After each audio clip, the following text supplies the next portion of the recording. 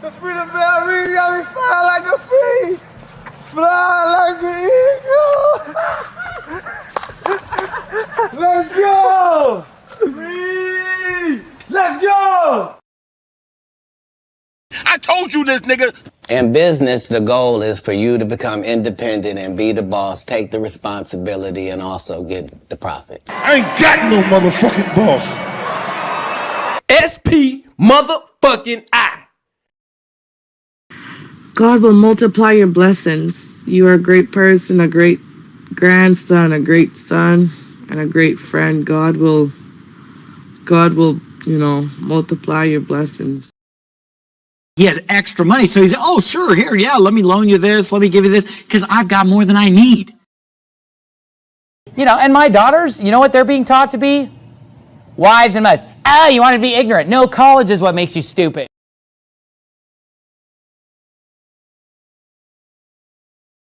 Hey, Pookie, you clean yourself up, man. Maybe I'll give you a job. All right, man. Yo, man, you want to buy a turkey? You want to buy a turkey? SP motherfucking I. Oh, wow. I can smell a motherfucker with money. Nigga got money. I told you this, nigga. We are better than you niggas. We are better than you niggas. You ain't nobody. We are better than you niggas. You're so dumb. We are better than you niggas. You ain't shit. We are better than you niggas. You ain't shit. We are better than you niggas. You ain't nobody. We are better than you niggas. You're so dumb. We are better than you niggas. You ain't nobody. We are better than you niggas. Wow. We are better than you niggas. We are better than you niggas. We are better than you niggas. We are better than you niggas. You're so dumb. You ain't nobody. You ain't shit. We don't claim you. SP motherfucking I. These niggas can't touch us. I want all the cars. I want all my niggas with the cars. I want all the hoes. I want all the jewelry. We popping bottles. I mean, discipline is doing what you hate to do, but do it like you love it. Doing what you hate to do, but do it like you love it. That is a great quote. Stay the fuck away from these hoes, the dumb motherfuckers. Like, god damn. Ain't nobody slinging no dick in here but Big Daddy, because he's the only one paying bills. Right.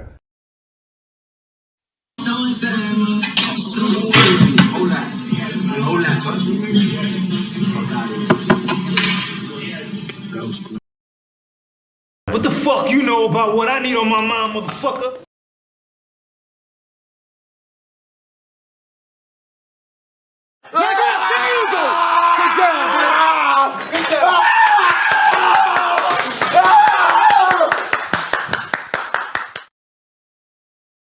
I hate you.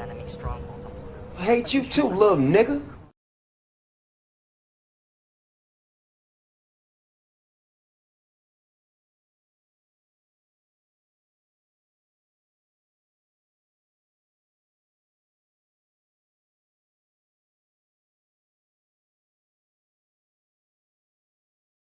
Again with the money? Yeah, again with the money.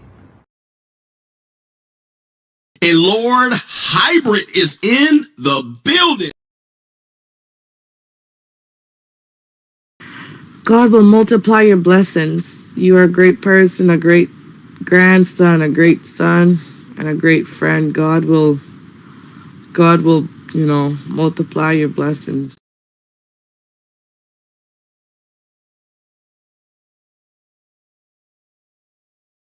A Lord Hybrid is in the building. Fellas. It's your boy Hybrid, man. Just came out here to drop a little quick stream out there, man. Shout out to my man Daniel Bell. I see you out there, brother. Appreciate you showing up. Appreciate everybody else out there.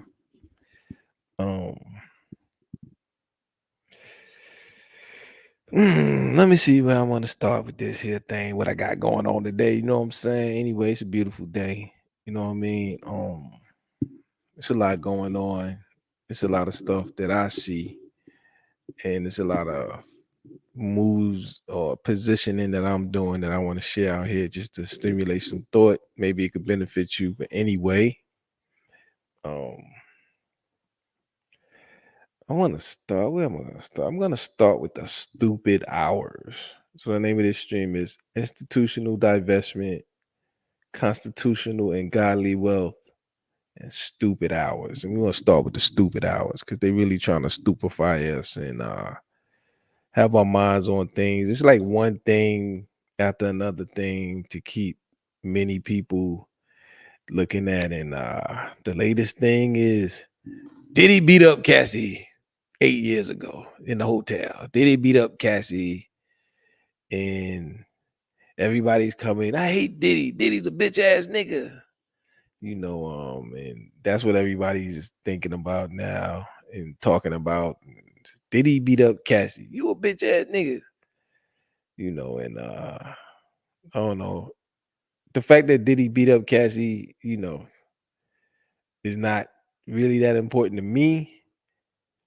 Not that I support men, I don't support violence at all. Because if I say I don't support what's going on in Gaza, then they say I'm anti-Semitic. But to me, that's just being against violence, right? So I'm anti-Semitic if I say that's bad, what's going on over there. But I can come out here and criticize this black man and say, you should go to jail. That's what they're doing. Wow. So yeah, there's those it's incredibly terrible. But if we start now to act like there hasn't been this and being violent, hey, let's do it. His baby mama, the one who recently said that he kind of, I think this is the reason why he doesn't like usually sink his teeth. Now I think this is the reason why he doesn't like usually sink his teeth into it like how he normally does and almost advocate for like this nigga to be like locked away and thrown away and nobody work with him, because there are some similar accusations there even with 50 for that, right? So I think that's why you see his comments like that. Then he posted. Okay, so you got 50 Cent going at Diddy, right? Posting his old, Diddy was defending himself. 50 posts his own thing and saying, post Diddy's old post where Diddy was defending himself saying these are lies. And then what Act said was Diddy 50 also had a domestic violence case where he settled and he made a deal. You know what I mean? But is I'm just looking at how the people react. So of course 50 hates Diddy, so he's gonna troll. Assassinate my character, destroy my reputation and my legacy, sickening allegations have been made against me by individuals looking for a quick payday. Let me be absolutely clear. So 50 reposted this, right? Did not do anything, any of the awful things being alleged. I will fight for my name, my family, and for the truth, Sean Diddy. A few days ago, Diddy himself put up a Drake pictures with the family, showcasing that the family been doing good. Is it 3 twins? What the fuck? He started like riding. I think this is newborn baby, right? Yeah. Okay. Amy. You a sick son of a like. Hold on. P. Diddy, you a sick son of a is what you is. Ran that woman down like she was a warhog, and you was a leper. You ought to be ashamed, love. I can't defend you. You don't need counseling. You need jail. Come on. Now, everybody wants Diddy to go to jail. I don't want Diddy to go to jail. Unless there's evidence to prove that he did something that's a jailable offense. And I'm gonna be real, coming from my perspective. The problem that I have with this whole situation is this is he's being attacked by the system. You know what I mean? It's just like what's happening President Trump. So and this thing with I think the money, something he did with his business, basically the government looked all through his books and said, hey, we found something. So and normally when it's a crime, somebody reports a crime. So like if I did some business with a bank, like banks lend my company money and I borrow their money and then I pay it back and we keep redoing that again. I use the money for my business to make money and I take that money that I make off of the money that I borrow from the banks and I pay them back. Now, normally where there's a crime, the bank doesn't get paid back or something, the bank is damaged by something fraudulent that I did. So the bank contacts the authorities, then the authorities look into my business and say, hey, we looking through your books, we found a fraud, and they sanction me. In the situation with President Trump, there was somebody wanted to get him. So during his trial, the banks that lent him the money, they're saying, well, the government's saying you're improperly valued some of your properties to get loans from the bank. The bank didn't call the government and say, hey, this guy defrauded me. The banks actually came and testified in Trump's trial and said it was great doing business with him and we'd love to do more business with him. So if nobody called the government to tell them that a crime was being done between private parties doing business, and there's nothing illegal about the business. I mean, he's a real estate man. They use a lot of debts and banks and all of that stuff in real estate. Why is the government coming after Trump? It's because somebody up somewhere in the ivory towers is pointed at him for a reason, and they have an agenda to try to hurt that man. And I'm not defending Diddy in terms of, what he did was wrong or right. I'm defending Diddy in terms of the government. Somebody is using the government to destroy the man. So that means if somebody, just if you look at the Diddy situation, when Diddy's home was raided, Diddy was raided like he was El Chapo. The government pre-notified the media of when the raid would happen, so they would have their cameras ready, and so the whole raid was on tape and broadcasted to destroy Diddy reputationally, and which hurts his business. He can't partner with anybody. Nobody wants to do business with Diddy right now. Now they went in his house, they took all his tapes and stuff like that. The government leaked the footage of the beating to CNN. So it's not about if Diddy's right or wrong. It's about Diddy is an American. Diddy's being targeted by the government and others, and they could do that to me and they could do that to you. Now, Diddy has a lot of money to defend himself. So if the government decided to come at me, they could say, hey, we're going to look at every business transaction you ever did. And they found that you did $1,000 that was wrong here. We're going to prosecute you. Now I got to pay tens and thousands, hundreds of thousands to defend myself against some shit where I've borrowed money from banks. No bank has ever complained. Every bank has been paid back in full. I did what I said with the business. Maybe they can get me on a technicality. I don't know. But that's what they're doing to Trump. And now with Diddy, why is the government doing this? The government leaked Trump's tax returns. Then they leaked it to the press.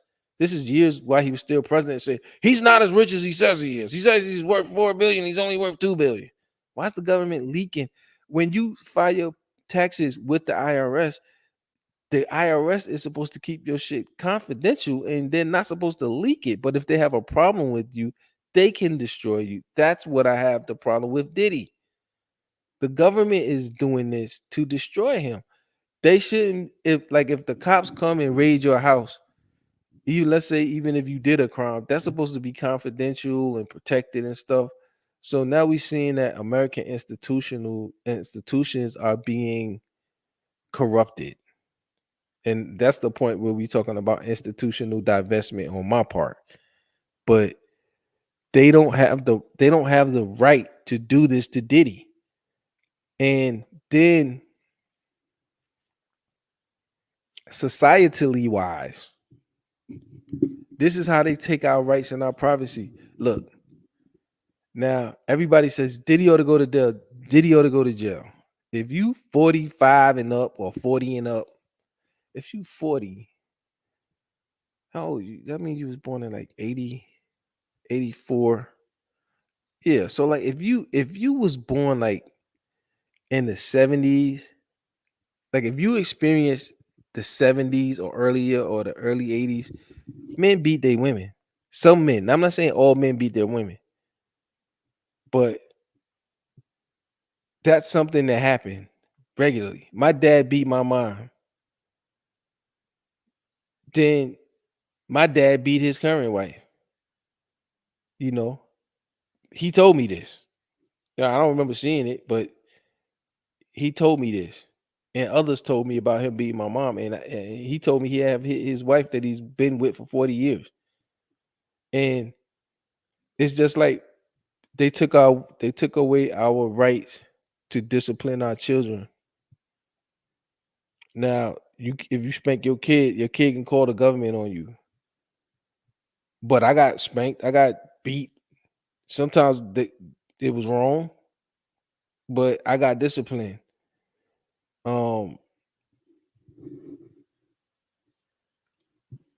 It's when everybody the problem is everything ain't for everybody to see. Yeah, did he beat Cassie? Not everybody's talking about it. And that's the problem. Everybody's gossiping about everybody else's business. Back when I was a kid, whatever was going on with between a man and a woman in his house, people always said, mind your business, stay out of other people's business. Now everybody's talking about everybody's business. So now this footage comes out. It's just like Adrian Peterson. He was disciplining his child. And then they made him out to be a child abuser. But what I seen, it was stern discipline that many people, after they grow up to be adults, appreciate a stern disciplinary mother or father. Because back when I was a kid, it was a lot of parents that didn't play. They was getting on your ass, and it wasn't pretty. It wasn't a pretty sight. Because by today's standards, it may look abusive, but that's just the way it was.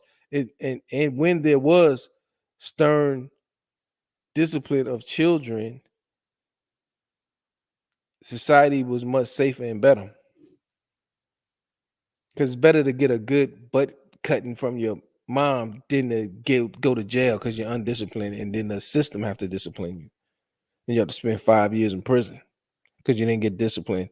You should have got a butt cutting at home from your mom or your daddy or your grandma or whoever was raising you, or your auntie or whoever it was.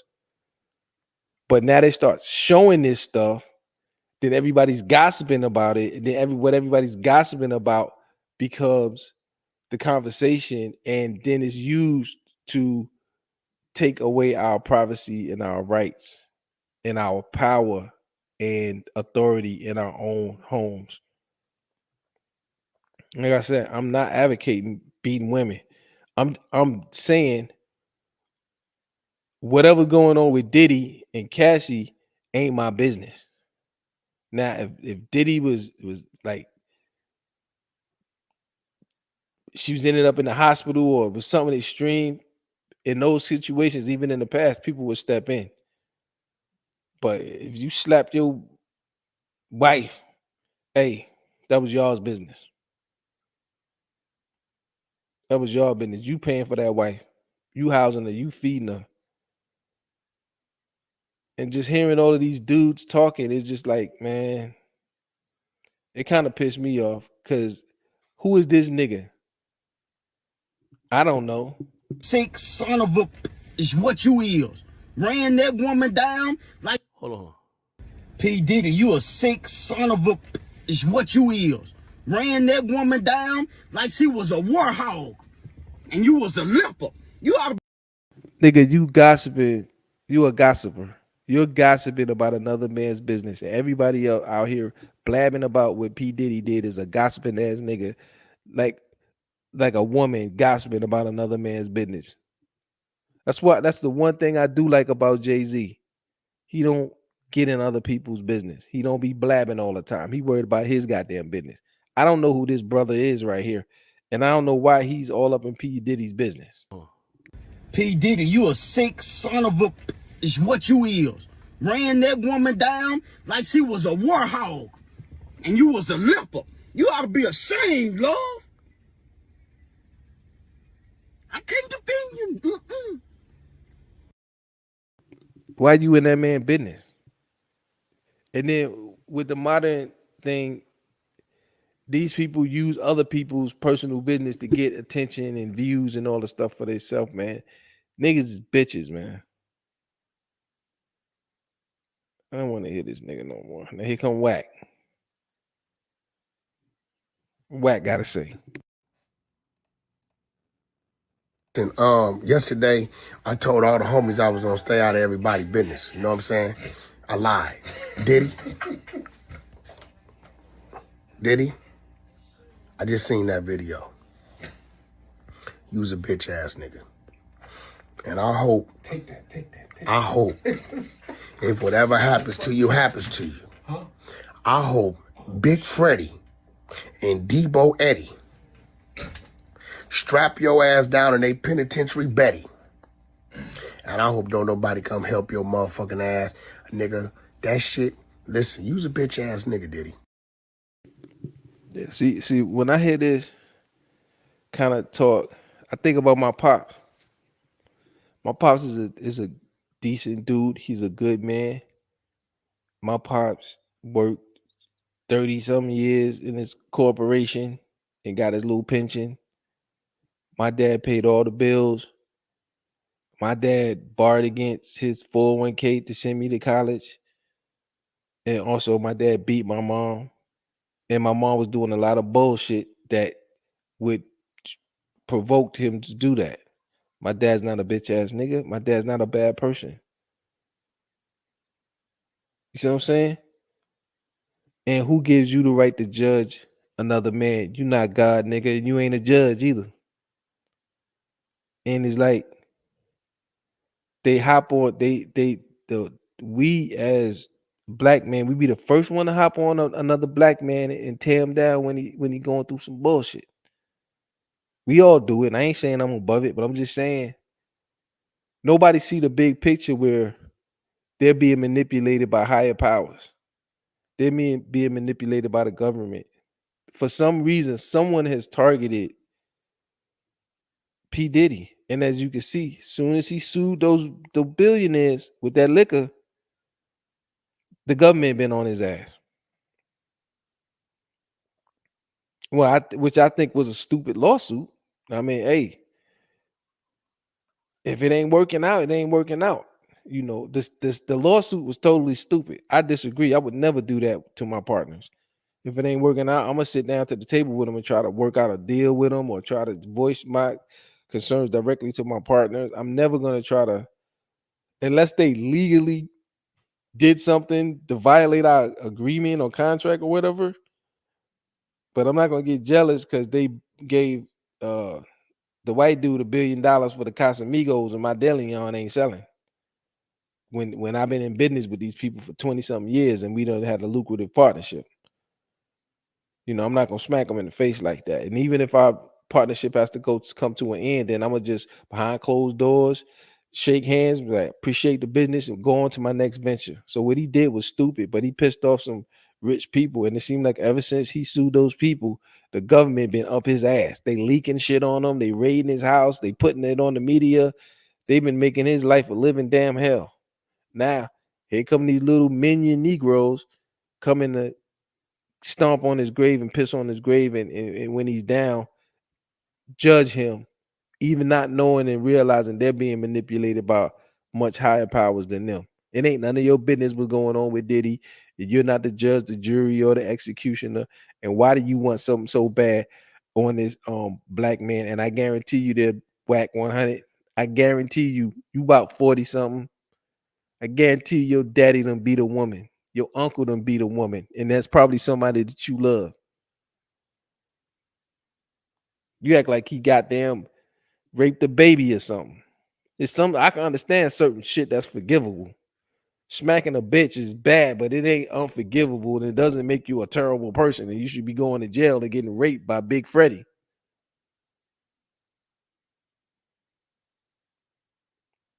Everybody done been in a situation. If you're a grown man, especially if you're in your 40s and your 50s, you didn't come up in this new soft era. If you grew up like us, you done been in a situation with a woman where shit then got tense. And all this judgmentalism and all that shit is ass, man. These niggas are bitches these days. I don't respect them. You know, I told him I was gonna mind my business, but I lied. Not only did I lie, I'm finna get in everybody's business. Wow. So another. You finna get in everybody business. You a grown man gossiping for a living. It's too much. It's too much people in other people's personal business. It's too much people talking about other people's personal business. It's too much judgmental shit. It's too much niggas that forgot about fucking reality and where we come from, especially an old ass nigga with gray hairs on his face like that been in the 80s and the 70s. Your daddy, your uncle, your cousin, your brother, somebody done smack the bitch. Somebody done kick the bitch down a flight of steps. You know, they don't teach us as men nothing about it. Emotional intelligence, stoicism, things like that we need to learn as we develop. We're gonna make mistakes. You know, they build these men up to tear them down. And like I said, they done lynch Diddy, they leaking on Diddy. They're gonna do him like R. Kelly. R. Kelly, him breaking the law, underage shit like that, he didn't go to jail for that. He had a bunch of grown women in his house who was wanting to be there, and it was there, and they locked him up for that. Somebody targeted him, then they do the media propaganda, destroy your image, destroy your reputation, so that no one has sympathy for you when they violate your rights and throw you in a prison cell. And this is what they want to do to P. Diddy, and it's not right. I'm not. People think you defending Diddy. I'm not defending Diddy. I don't give a fuck about Diddy. But he's an American citizen. If they do this to him, then they can do this to me or you. This is the problem. And Wack too stupid to know he's being manipulated to echo more to us black people. Nobody's talking about the Constitution. Nobody's talking about our rights. Nobody's talking about the limited government that was set up here. The federal government is supposed to be limited in its powers. And the Constitution says that the writers of the Constitution says that any powers that we didn't give to the federal government remains with the states. And the feds, they take all of our money, they do bullshit with it, and then now they coming at us. Diddy's an American.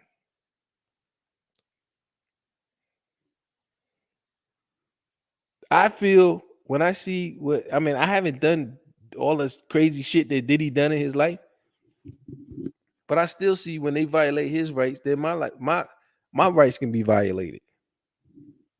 And these grown ass, old ass, gray hair, face ass niggas like this is gossiping about another nigga's business, and they ain't even thinking about you're helping them take our fucking rights. These niggas make me sick, man. They so goddamn stupid. Anything for attention, anything to keep you clicking on their big head, the bullshit that they saying so they could get some money. Whack 100 jumped in on this. And yesterday I told all the homies I was gonna stay out of everybody's business. You know what I'm saying? I lied. Did he? I just seen that video. You was a bitch ass nigga. And I hope I hope if whatever happens to you happens to you. I hope Big Freddie and Debo Eddie strap your ass down in a penitentiary Betty. And I hope don't nobody come help your motherfucking ass, nigga. That shit, listen, you's a bitch ass nigga, Diddy. And it also shows the sexism. Like, there was this rapper. His name was King Barnes. The man killed 7 people. 7 men, and I think a woman too. She was in the streets or whatever. I mean, they said he may have killed this girl named Ki. But King Von killed 7 people. He was a killer. He beat people up. He sold drugs. He did all kind of crimes. He was running with gangs. And he was celebrated. Not one celebrity came out and said, "Why are we celebrating this man? This man is a murderer of black people. He never killed no white people. He was a black man. He killed people.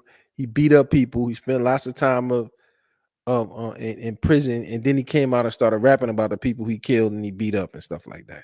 And everybody loved him. Get him on a podcast. Gillian Wallow be like, "Yeah, you the realest," because he killed men. Now, one man beats a woman, his own woman that he's paying for. I'm not saying, like I said, I will never say violence is good. I'm against violence. But he beat his woman, and you want him. Nobody ever said they wanted King Von in jail, and he killed 7 people. Free King Von. They wanted him free. He was so violent, he was beating a man down when they killed him finally. He was beating a man down. He saw a man who said something he didn't like on the internet, and when he seen that man, he went on him and started whipping him out. And while he was whipping the man out, he died because he was committing violence, and somebody put some slugs in him. Because he decided to beat on that man. Even one dude got shot in the head. I seen him on a Vlad interview. His head split in half, but he's still alive. 2 other people got killed. 2 other people got shot because of this one violent man, and he got shot and killed in that incident. And he was celebrated by every hood. This is real. This is real. He can talk that talk. He's the realest. But Diddy done put people on, made many people millionaires. He has a family. He has a whole bunch of kids. He take care of his kids. He loves his kids. His kids loves him. He took care of his baby mamas. He made it to the top because he had a personal interaction with a woman and he smacked her up and kicked her. You want him to go to prison. Waxon said, "I hope you go to prison." The other dude was like, "You need jail." Everybody say, "Jail, Diddy, Diddy, jail." They important on jail, jail. Everybody wants Diddy in jail because he smacked the bitch. But they didn't want the nigga that killed 7 men in jail. But you smack one bitch, they want you in jail. And Whack 100 wants you in the jail with 2 big dudes that's gonna rape you and hope the CEOs or nobody come help you and that they rape you and keep raping you because you smacked your bitch. The shit is fucked up to me. When I see that shit, I think, first of all, what did she do to piss him off that much? Second of all, Diddy, you need some emotional intelligence. Third of all, it ain't none of my goddamn business. The bitch ain't dead. The bitch stayed with him. Why is that my business? Why do I have to condemn this man? And plus, the shit happened 8 years ago. Now, ever since that bitch they broke up, she went broke. Now she's going back to destroy the man and get paid off destroying the man and hopefully get the man put in jail. Makes me not want to date American. Because if I break up with the bitch, now the bitch might come back and try to destroy me to get a little bit of money. And if I end up in jail for the rest of my life getting raped by Big Freddie, even though I'm not going to beat a bitch, I'm going to just walk away. But she may come back and try to get me. And everybody going to be on the internet saying this kind of shit like fucking this whack ass nigga right here. I just seen that video. You was a bitch ass nigga. And I hope, I hope, if whatever happens to you, happens to you, I hope Big Freddie and Debo Eddie strap your ass down in a penitentiary Betty. And I hope don't nobody come help your motherfucking ass, nigga. That shit, listen, you was a bitch ass nigga, Diddy. You know, I told him I was gonna mind my business, but I lied. Not only did I lie, I'm finna get in everybody's business. Wow. So another person calling for jail for Diddy. By the way, What has 2024 been, man? Cat Williams coming out talking about everybody, dissing everybody. Ooh, Cat Williams. Ooh, 100 million views. Ooh. Then Drake and fucking this is why I call that stupid hours at the name of this stream. The last one's called Stupid Hours. They're distracting us with the dumbest shit that don't matter. You smack your bitch 8 years ago, don't matter to me right now. You didn't kill the bitch. Two rappers rapping. I ain't gonna lie, I enjoyed the beef, but it was stupid. Fuck two niggas that's talking shit on each other. Act made $1 billion off that shit because everybody was on it, including me. I'm a stupid fuck too. But it's dumb shit. Now Diddy beat his bitch. So it was Cat Williams, Kendrick, Diddy beat his bitch. But I can't say nothing about what's going on across the water with the Gazans. Because then I'm going to be called a bad name. I'm going to be an anti-Semite. I can't talk about nothing real. I can't talk about the elections. I can't talk about the way that they're stealing our rights as Americans and they're prosecuting. The government's illegally leaking shit that ain't supposed to be leaked. How they're targeting people for political or personal reasons. How they're doing the biddings of the elites using our government that's supposed to work for us. I can't talk about that. I can't talk about election integrity. How they want to steal the election. How these people are sending all our hundreds of billions of dollars to these other people. How they letting all these niggas in here that ain't got no goddamn skills. And we already with a bad economy. How they want to tear up all that shit over there in Gaza, then ship all those damn niggas that's supposed to be in there over here and make us pay for them too. I can't talk about that because I'm anti something. You know what I'm saying? But I gotta listen to these stupid fuckers talk about this shit. In the meanwhile, they're using all this shit to take away my rights as an American.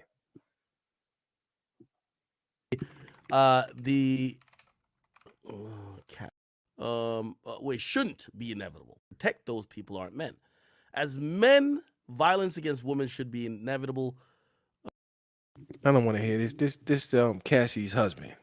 He getting paid off taking Diddy's money. I don't want to hear this nigga. Get off my goddamn screen. Their time. I forgot how many kids they have, but they look like they're a loving family. She looks much more happier, right? Good thing for her. She wasn't happy before she got this broke ass nigga couldn't make no money, so she had to reach back to the nigga who she was with 10 years and take his money. So fuck this nigga. Go get some money so you won't have to take P. Diddy's money. You take care of your woman instead of P. Diddy having to take care of her. He should come whip your ass.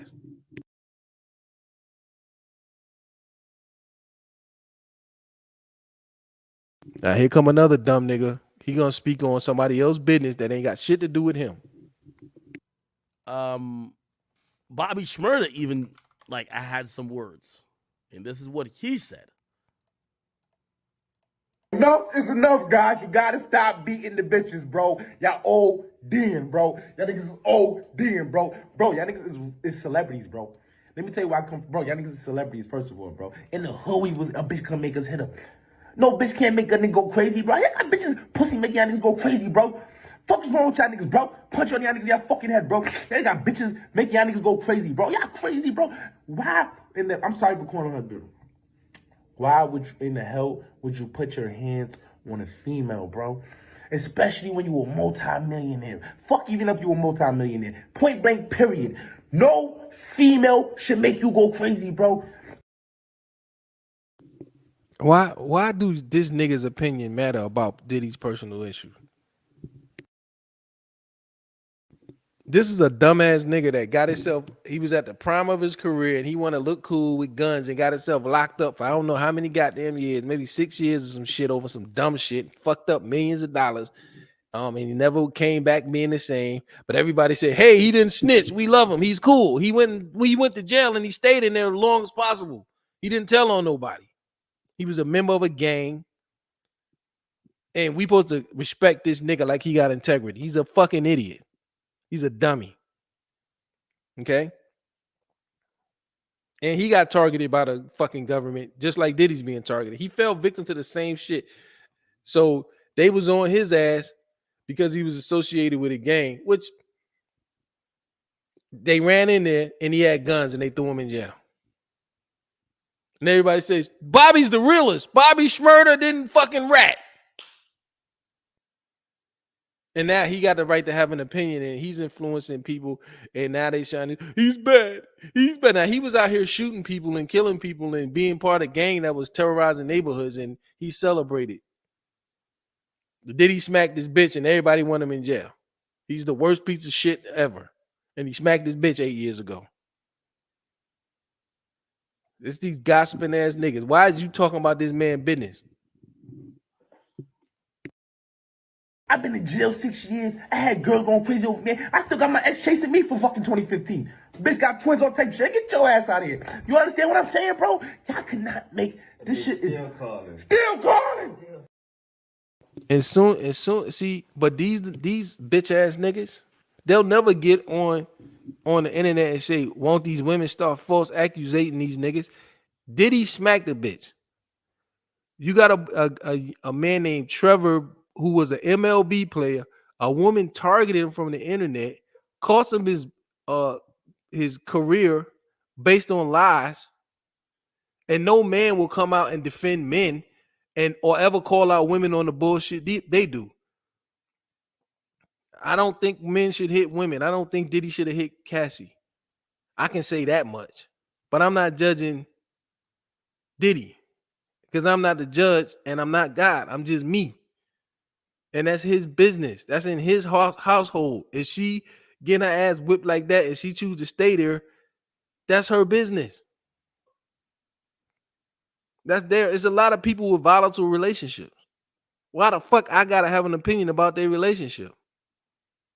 She got out of there. She got out of there alive. She done reached back. She done took his money. Bobby, where you at when Cuomo, the governor of New York, a bitch say he ogled me and they kicked him out the damn governor of New York office and stuck a bitch in there who's fucking it up. All of these men get destroyed every day and men never say shit. One bitch gets smacked 8 years ago and every nigga, they need to throw this nigga in jail. This nigga's a bitch. You a bitch ass nigga. I've been in jail. You ain't been in jail. You niggas are pussy, man. Y'all niggas are straight pussy. You stink pissy pussy, man. Y'all niggas is lame. And just the fact that nobody's gonna say, why is the government leaking footage of a investigation they doing? They can't do that. That's illegal. The government's breaking the fucking law.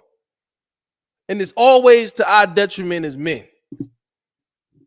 And these dumbass niggas always gonna come out blabbing, saying exactly what the government want them to say. Because the more niggas say, Diddy should be in jail, Diddy should be in jail. That's going out to everybody. That's in the public domain. And then if Diddy do stand trial, they're gonna lock Diddy's black ass up. Another nigga. Got it. Got another one. And these niggas are helping. Got him! Got him! Got that hoe ass nigga. I hate these niggas. They can't see further than they fucking nose. Got Shmurda, you already got. Why are you trying to get another man got? Okay. I'm sorry, like this shit drives me crazy, bro. Y'all niggas is too high in statues. Niggas got nieces and nephews. I mean, nieces and daughters out here. Y'all hitting bitches. Y'all doing this on camera. These little niggas is looking up to y'all. Then they gonna start dragging y'all. And y'all females stop acting. The little niggas is looking up to y'all. You know, so a little nigga gonna see Diddy smack a bitch and gonna start smacking bitches. Or when you was rapping about your gang, rapping about you just caught a body about a week ago. What about that influence on the youth? Huh, Bobby? Did you influence the youth to want to be in gangs and catch bodies about a week ago? And what's worse, catching a body or smacking a bitch? Well, as black people or whatever these entertainment niggas, it look like smacking a bitch is worse than killing a motherfucker. If you They usually say, I don't want to see nobody go to jail. I wouldn't wish that on my worst enemy.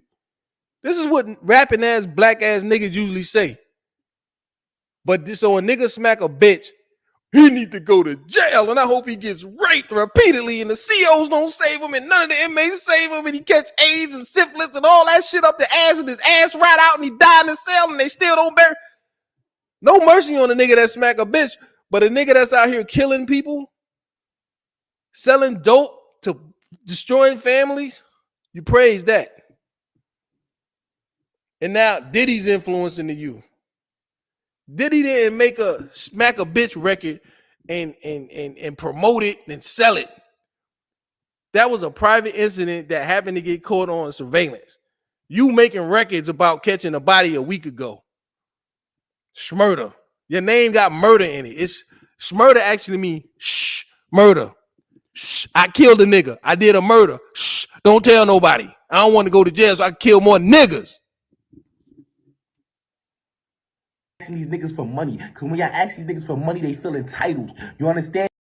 Like, I'm sorry, like this shit drives me crazy, bro. Y'all niggas is too high in statues. Niggas got nieces and nephews. I mean, nieces and daughters out here. Y'all hitting bitches. Y'all doing this on camera. These little niggas is looking up to y'all. Then they gonna start dragging y'all. And y'all females stop asking these niggas for money. Cause when y'all ask these niggas for money, they feel entitled. You understand? And y'all niggas stop giving a girl money. If a girl been on this earth 20 years, 30 years, 40 years, 2 decades, 3 decades, and she ain't got shit, that means she ain't about shit. You understand what I'm saying? So you leave that alone. You leave that alone. And y'all niggas getting y'all feelings when y'all start giving these girls money, and then y'all feel attached, and y'all putting your hands on them, y'all getting locked up. And then these little niggas is looking up to y'all that go to school, and they start putting their hands on their girlfriends. Y'all niggas is day room niggas, bro. Y'all niggas gotta stop this shit, bro, for real, bro. Like on some real gangster shit, bro. Where they do that at? I don't know, cuz. Where? These niggas just feel so glad they get a chance to be right. They think, they say, hey, I'm gonna say this shit on the internet and everybody's gonna like what I'm saying. I'm right. I'm good. But I guarantee you, your record about you caught a body last week, a week ago, and all the violence and you in the gang, I guarantee you that negatively influenced way more youth than Diddy's tape smacking a bitch. So fuck you, nigga. Fuck you. And I'm tired of talking about these niggas. But that was a summarize of stupid hours. It's a bunch of stupid fucks putting out information that we're tuning into.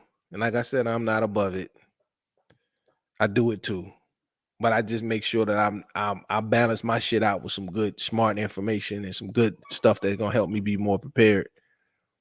Most people ain't doing that. Most people just watching this dumb shit all day. All day. Listen to these stupid fuckheads. Stupid hours, man. They want you to spend a lot of hours consuming stupid content from stupid motherfuckers about stupid shit. And it's just, the good thing about it is you have the choice to consume it or not consume it. And so when we talking about, I'm gonna move on to institutional divestment. I hope I'm not boring y'all too much. But this is gonna be kind of boring, a boring stream. But when it comes to institutional divestment, so many institutions that we used to trust in the United States have been corrupted, and some of them been corrupt since their inception, such as the insurance industry, health insurance industry, all of this stuff. I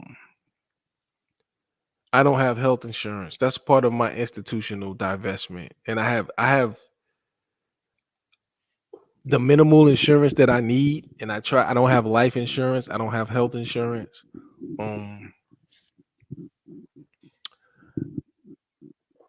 I only have liability on my cars. And that's a benefit that you have if you pay cash for your cars, because if you're financing your cars, you're now you have a lien holder So basically, of course, you don't own the car. You don't get the title till you pay off the loan. So you have a lien holder who forces you to protect the value of their investment, because they know if you wreck the car, you might not want to pay the car note no more. So you got to have full coverage, and they determine how much coverage you got to have on a minimal level to protect their investment. So now you're getting rate for interest and you're getting rate for full coverage insurance. So by me buying my cash, I don't pay interest. Interest is a thing that I'm only willing to pay if interest is making me money. Now I had to do my slave duty to get my house, because my crypto got stolen from me. So I wasn't able to buy my house cash. So I had to borrow money and pay interest for a few years in order to secure the house. But since then, of course, I've paid the house off, so I don't pay interest. I use credit cards to make most of my purchases. I don't pay interest. I pay the full balances off at the end of the month. So it's these financial institutions that, next to the government, financial institutions still the next largest percentage of our wealth. Taxes steal 40 to 50% of our wealth, and sometimes 60% of our wealth, depending on what state you live in.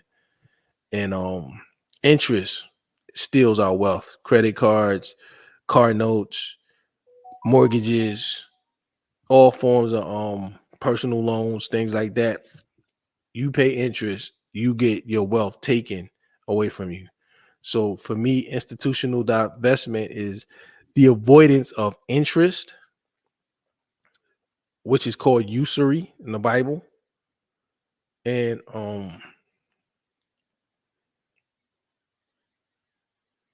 it's to avoid and unnecessarily payments to insurance companies. So the money that I would have been paying in an insurance company, I pay that to buy healthier foods. And I think Tucker Carlson revealed that Lyme disease, like most of the diseases were created by the government. Most of the diseases were created to make us sick, because generally God designed our bodies to be self-healing. So in order to make money off making us sick,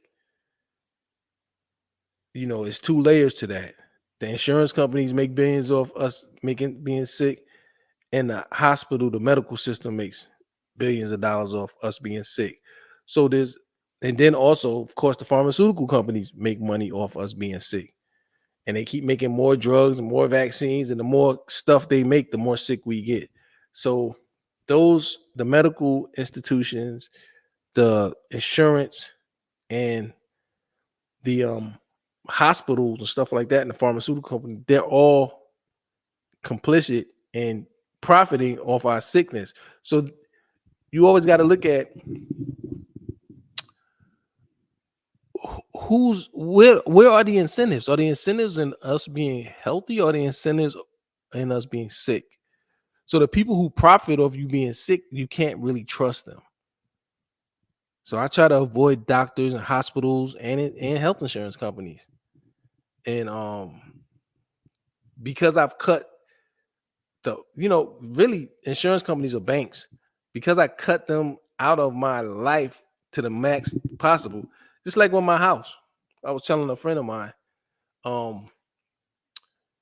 when it was time for me to, I renew my health insurance. I mean, my homeowner's insurance, which I do have homeowner's insurance. My insurance broker, I think I was paying like $700 a year for 3 years.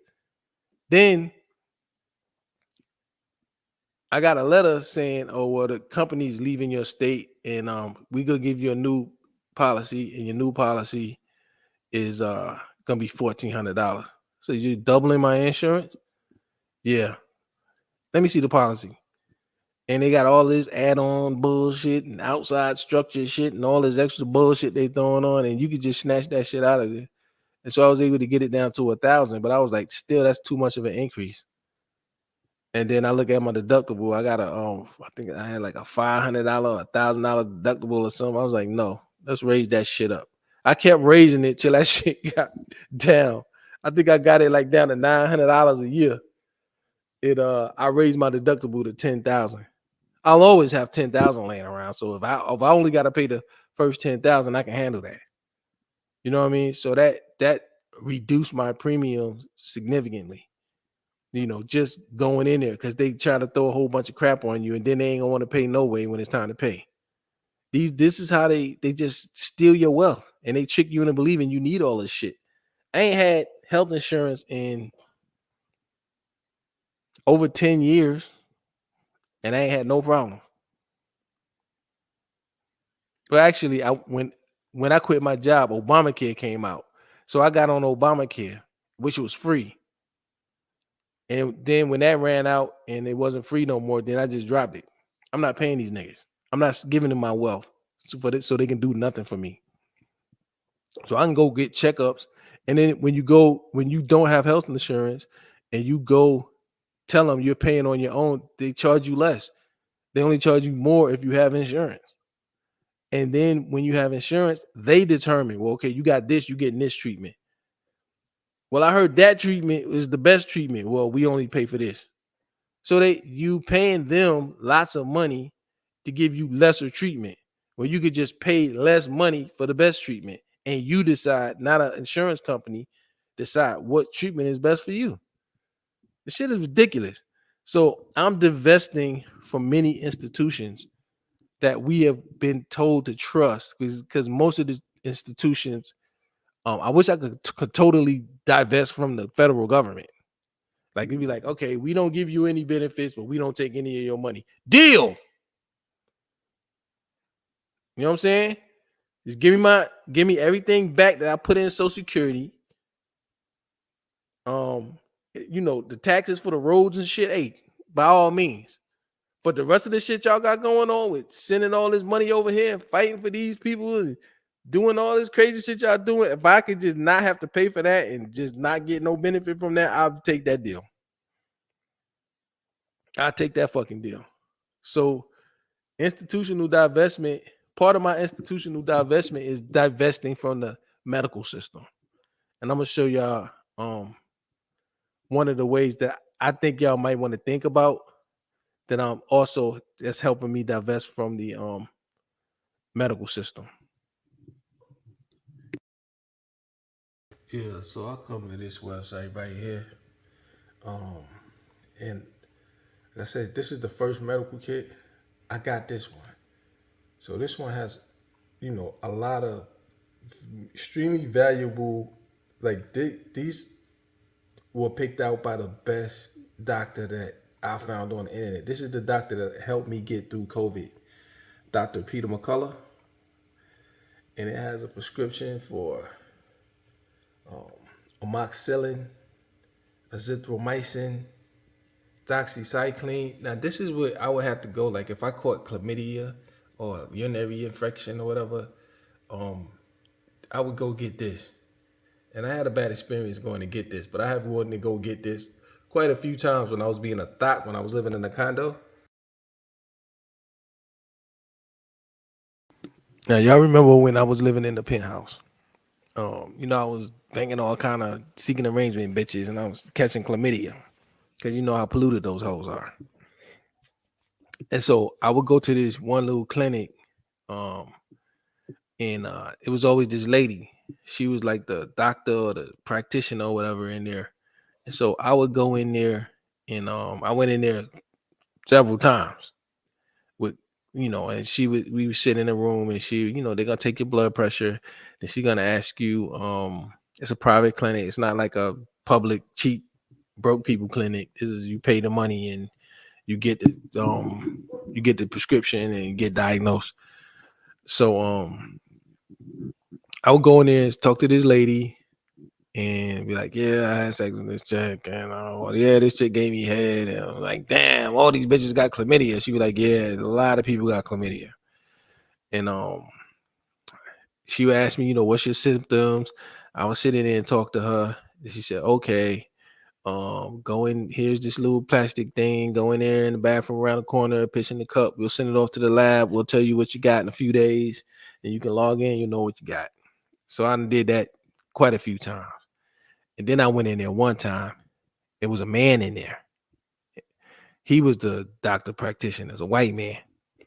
So I sit in there, go through the normal procedure. The little nurse girl come, take my blood pressure. Then the white man come in there. And this is some squirrely looking white man. He making all these faces, but he asking all these questions. And he's trying to, the lady, it was a white lady too, but she was just straight to the point. Cool lady, all that shit. And this white man, he was making all these faces, looking all squirrely. He was looking all nervous and sweaty. And I told him my symptoms, and he was this, that, and the other. Then he said, I said, yeah. I was like, just a little discomfort in the urethra. I was like, I had chlamydia before. I'm thinking it's chlamydia, feel like chlamydia. You ain't have any discharge, no discharge. While having that conversation. Then he says, mind if I take a look?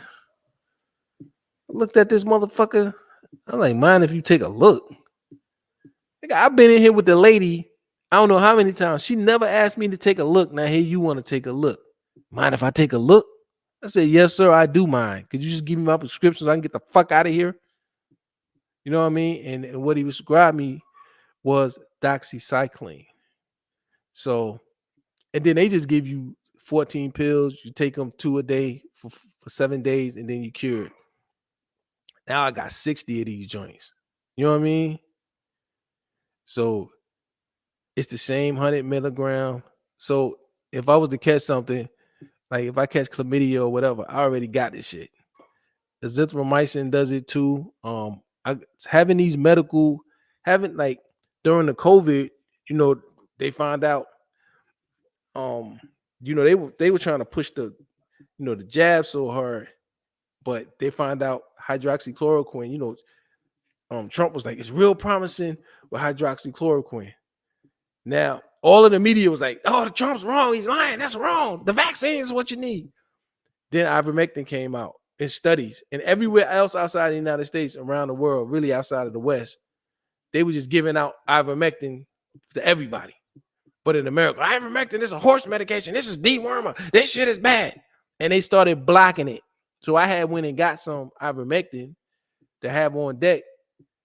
And I got a prescription for CVS. Then the next time I went to go get it, they said, we can't give it to you. You need a this and that and blah, blah, blah, blah, blah.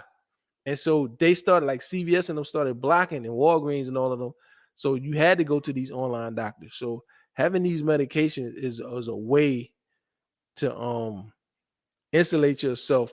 So when the next thing come out, you already got the shit you need. And these are the proven, time-tested, real medications from real doctors. You notice the government try to push that Paxlovid that don't work on you. The Paxlovid mess you up. They don't have Paxlovid in this kit. I had to go get some doxycycline to clear up that chlamydia. So now I got 60 capsules of doxycycline to clear up that chlamydia. And I had a bad experience going to get this, but I have wanted to go get this quite a few times when I was being a thought, when I was living in a condo. I had to go get some doxycycline to clear up that chlamydia. So now I got 60 capsules of it. They would usually just give me 14 capsules just to get me through the week. I got 60 capsules of this now. This is a lot of these stuff are for STDs and all kind of infections.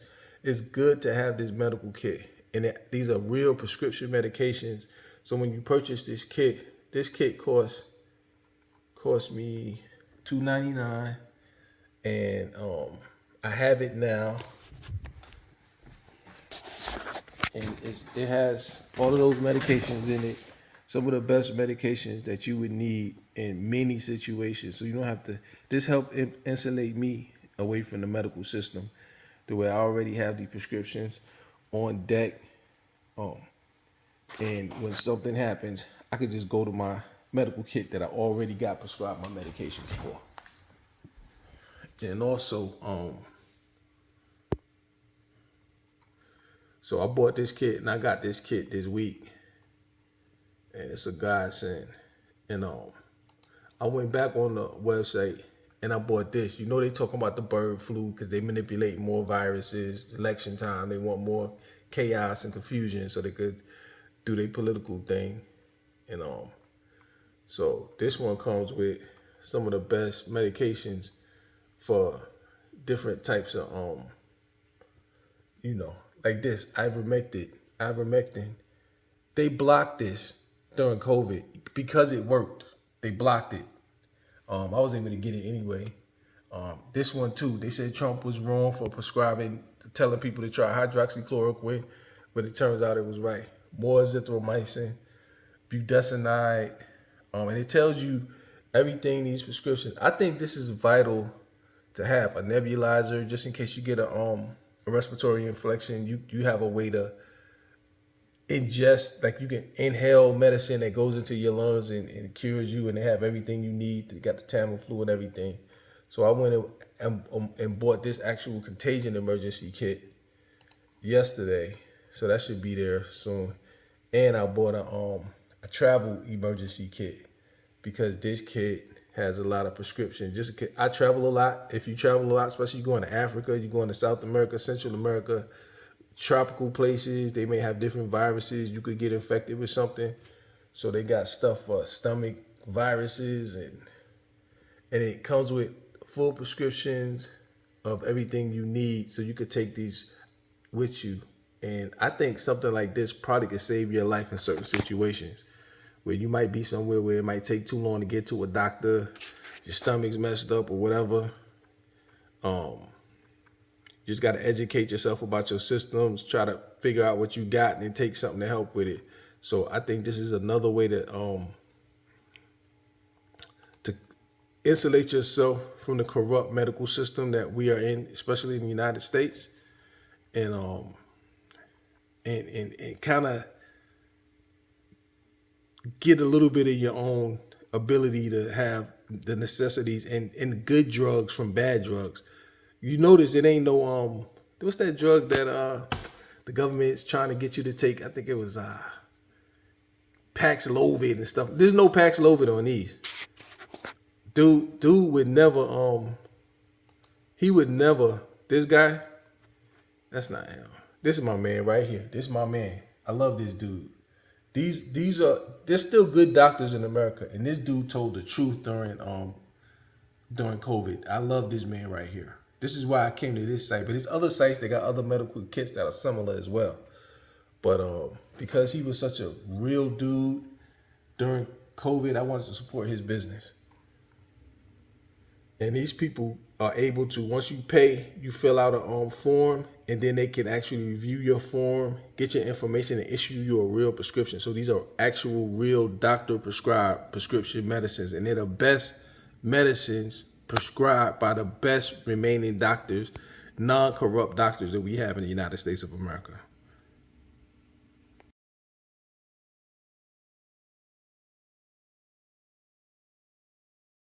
Yeah, fellas. So I really wanted to share that little thing with you because having, in many countries, like where there's malaria and stuff like that, they have to keep certain actual prescription medications. See, I don't trust most of the new medicines. Most of the old medicines before the system got corrupted, they were actually trying to make stuff that actually cured infections. You notice they got more money, more resources, more everything now, and they never cure nothing because there's no money in the cure. There's long-term money in. It's like even software. You can't buy software no more. Now you got to get a subscription. They want to keep you paying. So the whole medical system is all about finding what's wrong with you and hooking you up to a subscription to a somewhat effective pharmaceutical just to stay in your pocket. You know what I mean? So, but that wasn't the philosophy 20, 30, 40 years ago. So all of the best drugs were made way back in the day. Penicillin, doxycycline, all the good shit that actually works. And that's the stuff that's in these kits. And I don't get paid for this advertising this shit. I just bought it for myself. And I want to be able to, in every situation, have the necessary effective old school medicines to help me, and that's a part of my institutional. So that helps me not have to be running to the doctors all the time. And really, the online doctors are the better doctors. If you can find doctors that you trust online, they'll get you the prescription. And then, like these doctors around here, they can just prescribe. Like when I used to go get doxycycline from the clinic, you go there, deal with them, pay them, and then they send you somewhere else to, where you want us to send it. Send it to the Walgreens on the Highway 280 by my house. Okay, boom. With these, you go in there, you pay. Then they have a form that you fill out, and you give them the information. If they need more information, they'll call you, and usually they won't unless it's something like if you want a certain medication and it might interact with another medication, which I'm not on no medication. So, and I don't have no allergies. So if it's nothing like that, then you paid. And then when you go to the mailbox, this shit done got sent to your house. You ain't got to go from here, then go there, then pay them and all this shit. So, hey, you able to broaden your horizon and find doctors that you're more comfortable with instead of just local doctors. Because the man wanted to see my dick. I wasn't comfortable with that because the woman never wanted to see it for the same shit. But here this squirrely man making all these faces, looking all weird, sweating and shit, saying all kind of shit. He was doing a lot of psychological shit in there. That shit was fucking with me. In terms of it was making me almost like, fuck this nigga. I'm gonna get up and leave up out this motherfucker. I'm about to get up out here and leave. This white man want to see my balls. The white woman, she never wanted to see it. And I wouldn't have had a problem if she, but this man want to see my dick. You ain't black. You know what I'm saying? So yeah, man, that's one of the ways that one of the institutions is that I'm really trying to divest from is from the medical system, the legacy medical system. And now there's more information about that as well that I want to share that I'm gonna get into in a future time. But divesting from the medical system is something that I'm big on. Divesting from insurance, divesting from banking still has value to me. I still need banking, but not banking in the terms where I'm paying interest. Banking in the terms where I'm doing transactions. Banking in the terms where I'm borrowing through my business to do productive activities. And I only use the credit cards to build my credit and to get the benefit. So I have a American Express card. That's my newest card that I bought because anytime you use it in the grocery store, you earn 6% back. So that's why I use that. That's better than just my debit card. And all of my credit cards are specific. Like I book all my travel on a travel card I have because it gives me benefits. So I just use the credit card. So I make the banks through the credit cards pay me benefits. They got to pay me. I don't pay them. They pay me interest. So every time I buy groceries, American Express pays me 6% interest. So divesting from those institutions, divesting from the slave class that pays interest. And also divesting from the one other corrupt institution that we've been told to trust is the actual currency of the United States. I've been divesting out of it. I have a max limit.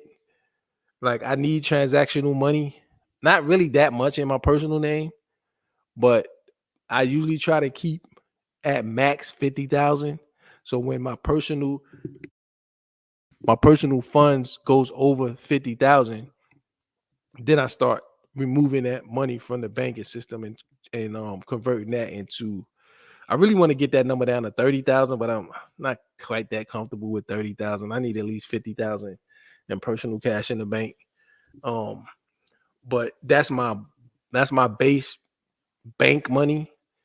And then when I go over that, so if I look around, I got 80,000 in the bank, then I'm gonna take 30,000 and buy gold or silver and divesting out of the USD.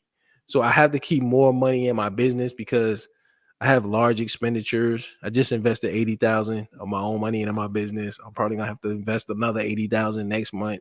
I'm probably gonna be doing it like that for the next few months So I need to have hundreds of thousands of US currency in my business.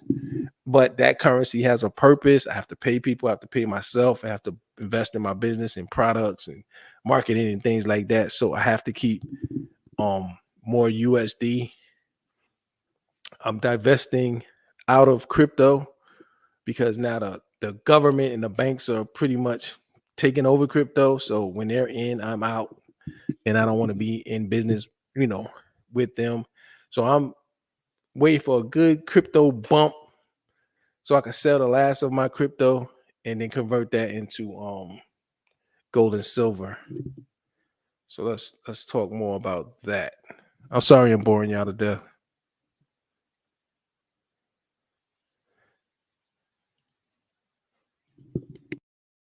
We call it junk silver, constitutional silver, 90% silver. It's a silver with many names, many faces, and many different sizes. That's Silver and gold is really going crazy right now. Both gold's at an all-time high. Silver is still a good investment because it's not at an all-time high. It's like, I think all-time high might have been $50 an ounce or something like that. So it's down, and there's a usual gold to silver ratio in terms of price, and the silver's way low. It has a lot of upside room to go back to the normal ratio. So silver's pretty much cheap right now. I think it's like $32 an ounce. Gold's like $2,400 an ounce. So I recently vaulted more gold and silver. I spent a good amount of money and was able to take my bank cash down and throw that into my gold vault. And I got a tax refund coming from the state, so I'm going to turn that into I think I got over 10,000 coming, so I'm gonna turn that into metals and vault that, and I'm gonna just maintain my number, and as my income keeps coming in, I'll be converting that into gold and silver till I feel comfortable with the amount of savings. I have pretty much a target for how many ounces of gold I want. I'm doing real well on that, but I've still got a good way to go. And with silver, I want to collect some of that.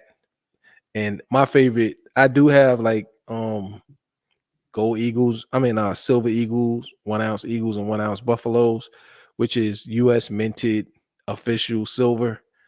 But this old pre-19, I forgot what year it is, 63 or something like that, junk silver is actually, the coins were like that, the regular coins, like the quarters and nickels that we carry in our pockets, for those of us who still use cash, pre-1960, whatever it was, they were 90% actual real silver. So those coins are very valuable, and you can go to coin dealers and buy them. And the most of the silver that I have is in what this guy's talking about. It's called junk silver, or what they call constitutional silver, but real silver money. And I just remember watching some of those old Revolutionary War documentaries that when towards the end of the Revolutionary War, they were paying the soldiers in paper currency, but the soldiers didn't want the paper currency because it kept losing value. So if you were making, $200 a month in a Revolutionary War as a soldier, the inflation was eating the value. So the soldier was like, we want silver.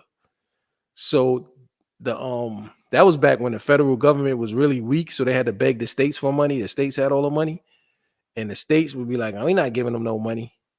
And the federal government had to beg for money and uniforms and stuff from France.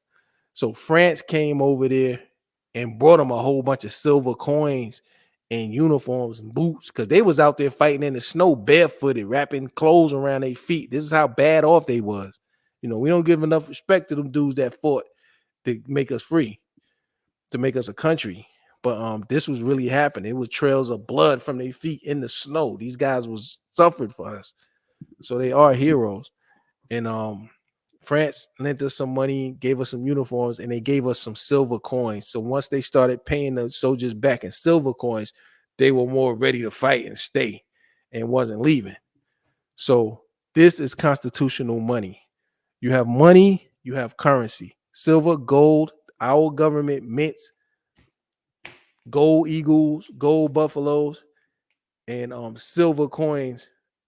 Every day, basically. So you can get these. This is real constitutional money. This is the stuff you should be taking your currency and not saving that, getting rid of that, and buying U.S. minted constitutional money. Because gold and silver is in the Constitution. The Federal Reserve's not in the Constitution. They didn't come till 1913. So the currency is a private debt note. So every dollar that comes into the existence, somebody owes it. So every time you borrow money, they create money, and that's how money is. So a dollar, every dollar in your pocket, somebody else owes it. So this is constitutional money. Nobody owes it. They can't inflate it, and it's going to be the better mechanism. So I'm trying to go back to constitutional money. Sorry for the long monologue. We call it junk silver, constitutional silver, 90% silver. It's a silver with many names, many faces, and many different sizes. That's a lot of manys. It's the bread and butter of many stackers silver, and it's a fan favorite. So today I'm going to go over and give you 4 reasons as to why I'm buying junk silver right now, and why I'll probably continue to always buy it. So let's get into the video. What's going on, guys? I'm Stateside. Welcome to my channel, and don't worry, I'm not trying to get you to like and subscribe, but if you have an unhealthy addiction to gold, silver, and numismatics as much as I do, then I promise you're in the right junk silver. If you're one of anyone who just straight up hates junk silver, if you're one of those people, let me know in the comments, tell me why, and then I'll block you. No, I'm just kidding, So you may run into someone who prefers to stack, something else, like different coins or silver bars or whatever, just a different type of silver, but never anyone that's hated it.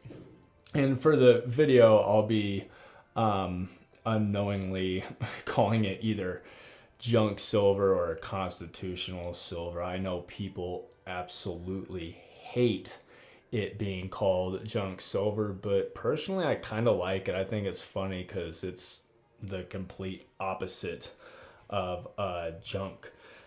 For people that don't know, it's called junk silver because it's 90% silver.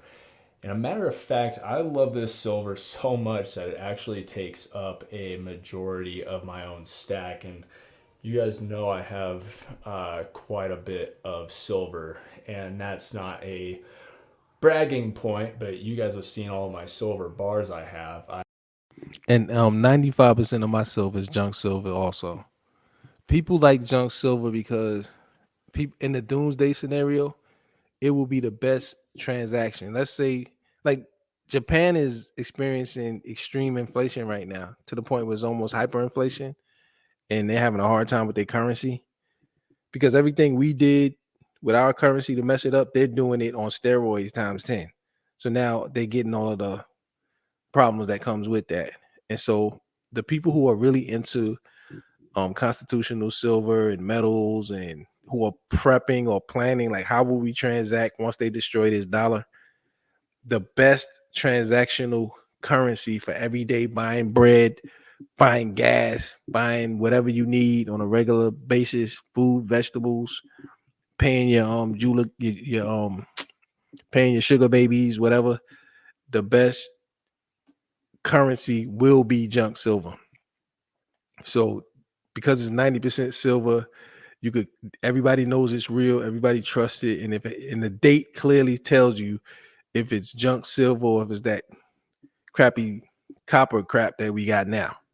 So if it's pre 1963 or whatever. So most people who are really into this, they love junk silver for that purpose?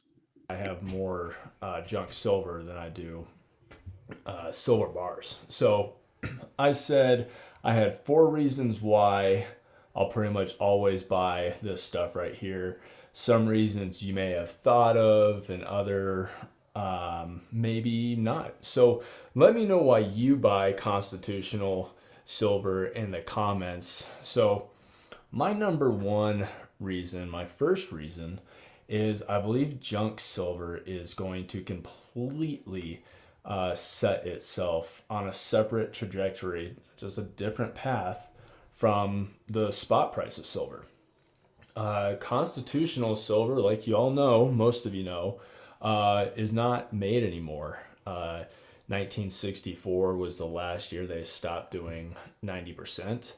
And when things are not made anymore, they tend to go up in price. And who knows how much is actually left. There's been tons of videos on YouTube, and there's actually been a book written. Oh, what was it called? The Great Meltdown, the Great Melt. So I forgot what it was. If I can remember, I'll put it in the comments. But it's a guy who actually melted down 90% silver himself, and he said he melted down an astronomical amount. And some of these videos and books say that 75% of all minted pre-64 silver has been melted down. And some people say it's even more than that. Now, there's plenty to still go around. You'll pretty much any local coin shop still has this. You can always find it. My coin dealer, he always tells me like, he got tons of it, so I'm gonna go buy some of it really soon. That's where my refund's going, because I'm already at my max that I want in bank cash in my personal name. So when the refund comes back, it's going all in the metal. Online, it's not going to be in BU condition, that brilliant uncirculated condition. And if it is, you'll more than likely pay more. But every day a new stacker enters the game, and every day there's less and less junk silver. The further we get away from 1964, the more junk silver is gonna go up in price, no matter what spot is. And that's just my opinion, of course, and it's already proven itself over time. 1964 dime is worth 20 times its value than it was in 1964. That goes with the half dollars and the quarters. So who's to say that the spot price of silver stays the same at what it is today? I think it's around $27.50. But then junk silver continues to go up to 20 times, 25 times face, or 30 times face value. So right now, I think the buying point is between 20 and 22 times face. So who's to say that it's not going to go higher just because it's not made anymore? And the further we get away from 1964, the more that all of this is looked at as a numismatic instead. So reason 2. So for those of you that have watched my videos, I clearly like to take all avenues of approach in taking care of my silver. I mean, good God, I even, shrink wrap my bars that don't fit into capsules, and the ones that do go into capsules, I put those bars in there. I keep my coins in capsules. I keep coins in tubes. You guys get the point.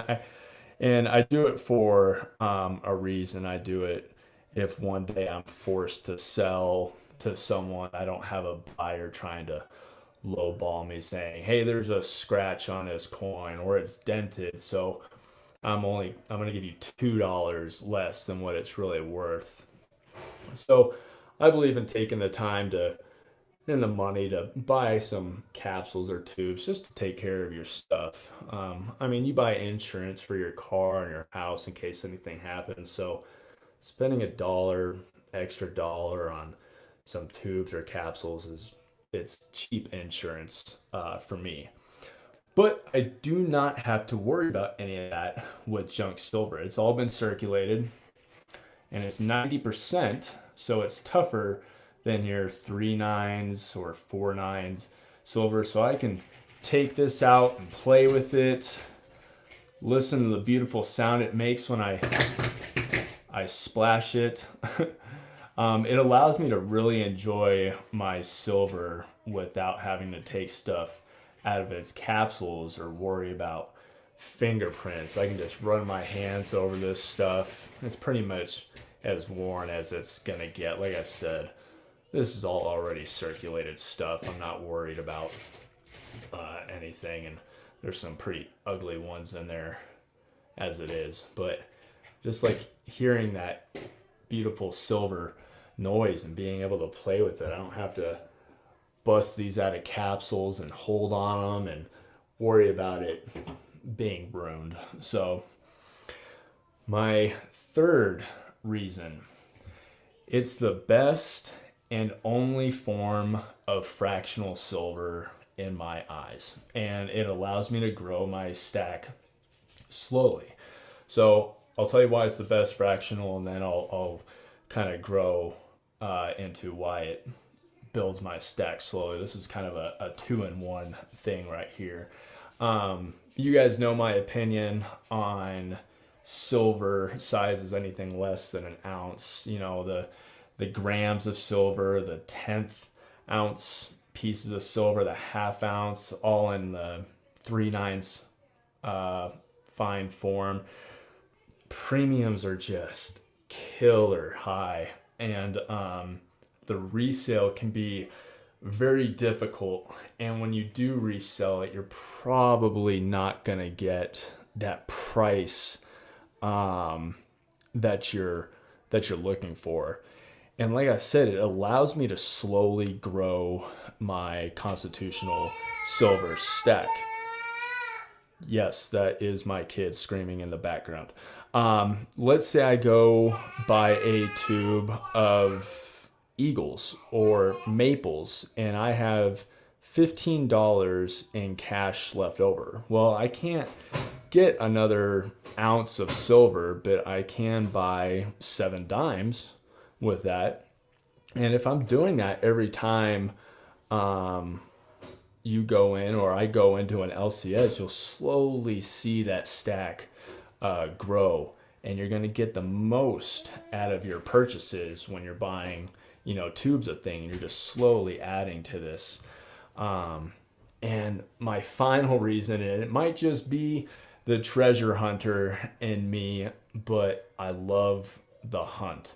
I love getting bags of junk silver and going through them, looking for key dates like the 1916D Mercury dime. And those things are worth at least $500 in even just poor condition. Or a 1932 S Washington quarter. So they're still out there, guys. Those key dates are still out there. They're sitting in your grandpa's basement, a local coin shop who doesn't go through their stuff, someone that's selling things at a garage sale. So I love that hunt. I'm already excited when I buy silver, but there's something about it that makes it even that much better when I buy bags of junk silver, $50, dimes, quarters. They all have key dates or semi-key dates. And you can even find some stuff that's in decent condition. That's a semi-key date that you can send into PCGS and raise the value. You know, I got some pretty decent walkers in here. See if I can find one. I probably should have set that aside, but some decent detail on these. But you might get lucky and find a really, really nice one that's worth grading, and it can really boost the value up on that coin if you're into that type of stuff. So yeah, man, constitutional money. I'm divesting from currency in my personal savings and I'm investing into constitutional money, God money. You know, Robert Kiyosaki taught me that gold and silver is God's money. You deposit it pretty much a little bit everywhere, but it's limited. And the only thing that protected us from the government was gold and silver. When we had a gold-backed currency, they couldn't print unlimited money. They were limited. They had to have some discipline. Now, if you look at the way that the government runs the finances of the country, it's a pitiful thing. Don't you know that they've borrowed against everything of value that we have, that we've entrusted with them? Like, they've borrowed against the Social Security. So just imagine you've been working 20 years, you got $200,000 in your 401k, and you've borrowed $200,000 against your 401k. This is how they run. So you bought a house, you've borrowed. It's like my house. Let's say my house is worth $200,000. I borrowed $200,000 out of it. I borrowed $200,000 against my damn 401k. I'm borrowing money from the bank every month because I'm making $100,000 and I'm spending $150,000. This is how the government is operating. Deficits, negative, borrowing against every goddamn thing. So everything in the system is so highly leveraged. Even when you deposit, if you deposit $100 in the bank, they can lend out $1,000. So everything that you deposit into their bank is highly leveraged. So the ways to get, and that's what they're gonna do with crypto once they get it into the banks sucking it up. It's called a fractional reserve, meaning whatever you put in there, there's only a fraction of that held in reserve. The reserve is the amount that they actually got there. So if they buy 10 billion worth of Bitcoin, they're gonna lend out 100 billion off that Bitcoin, so they can make their little interest and stuff like that. So when you take your money out of that system and you divest from that, so if I could take those Federal Reserve notes, and take 2,400 of them and get a gold coin, nobody's borrowing against that gold coin. I own that. There's no counterparty risk. I don't have to worry about the gold coin going out of business, the gold coin lending too much against itself. You know what I mean? So my divestiture from institutions that we were programmed to trust is expanding as I learn more. So I don't trust the medical system. So I'm still adjacent to the medical system. I had to go to the medical system, but I didn't have to go the traditional route of the medical system. And I was able to extract what I need at a reasonable cost. So to get all those medications and to get access to those highly competent doctors to give me prescriptions, and doctors that I trust who will prescribe me the right medications, who have integrity, who have proven their integrity, and who have taken the hits to prove their value. They got kicked out of hospitals. They got censored and all that stuff just because they stuck with integrity and like, this is incorrect. This is bad. Why is the government? The government doesn't even normally do this. Why is the government telling doctors how to treat their patients? They don't do that. The ones who spoke out against that and established alternative methods for us to interact with the medical system that's more beneficial to us with more trusted people, those are the new institutions that I'm investing in. So I wanted to invest in Dr. McCullough and the Wellness Center website, and I trust that more than I trust these hospitals and doctors and everybody who bowed down to the government and to big pharma and said, you need that vaccine. So these are the forms of my institutional divestment. The currency of the US dollar is proving to us every day we shouldn't trust it. I've been looking at charts and seeing the real inflation rate, and the real inflation rate is off the chain. I don't want to hold more dollars than I need for transactional purposes. When it comes to saving, I want to save constitutional money. So that goes into constitutional and godly wealth. Like I said, my wealth preservation is gold and silver. That's just locking in value. As the dollar continues its descent because of its corruption and also I decided that a part of my wealth strategy is actually going to be like godly wealth is really a big part of what I'm transitioning into. So like I went to visit one of my homeboys yesterday and he was telling me, yeah, I got a check. He said, yeah, I just got a $30,000 check. We got some, him and his sisters own 170 acres of land that was left to them. And so they did what you call a thinning, where they take a portion of the land and they cut the trees and then they sell those to companies that process it into different products. So I was thinking of, like I grew up in a situation similar to that where we had land. We still have land. We got about 200 acres of land. So when I remember my grandmother and uncles and aunts and them, whenever they would cut the trees, all of them would get big checks. So I was thinking, and I was thinking like I'm probably gonna make that a major part of my retirement portfolio. I was like, because if you look at timberland as opposed to first of all, it's a godly investment because land is made by God and it always produces no matter what. You don't have to do anything.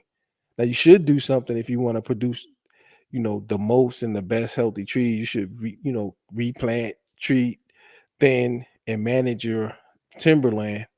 But it's not a lot of active work that you got to do.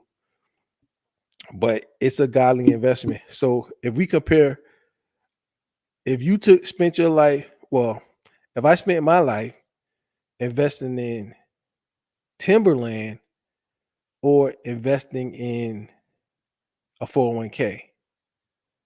Now, you're investing in a 401k, it allows you to invest pre-tax, but you're going to get heavily taxed when you extract, when you take that money out. And taxes are more than likely due to government mismanagement and inefficiency going up.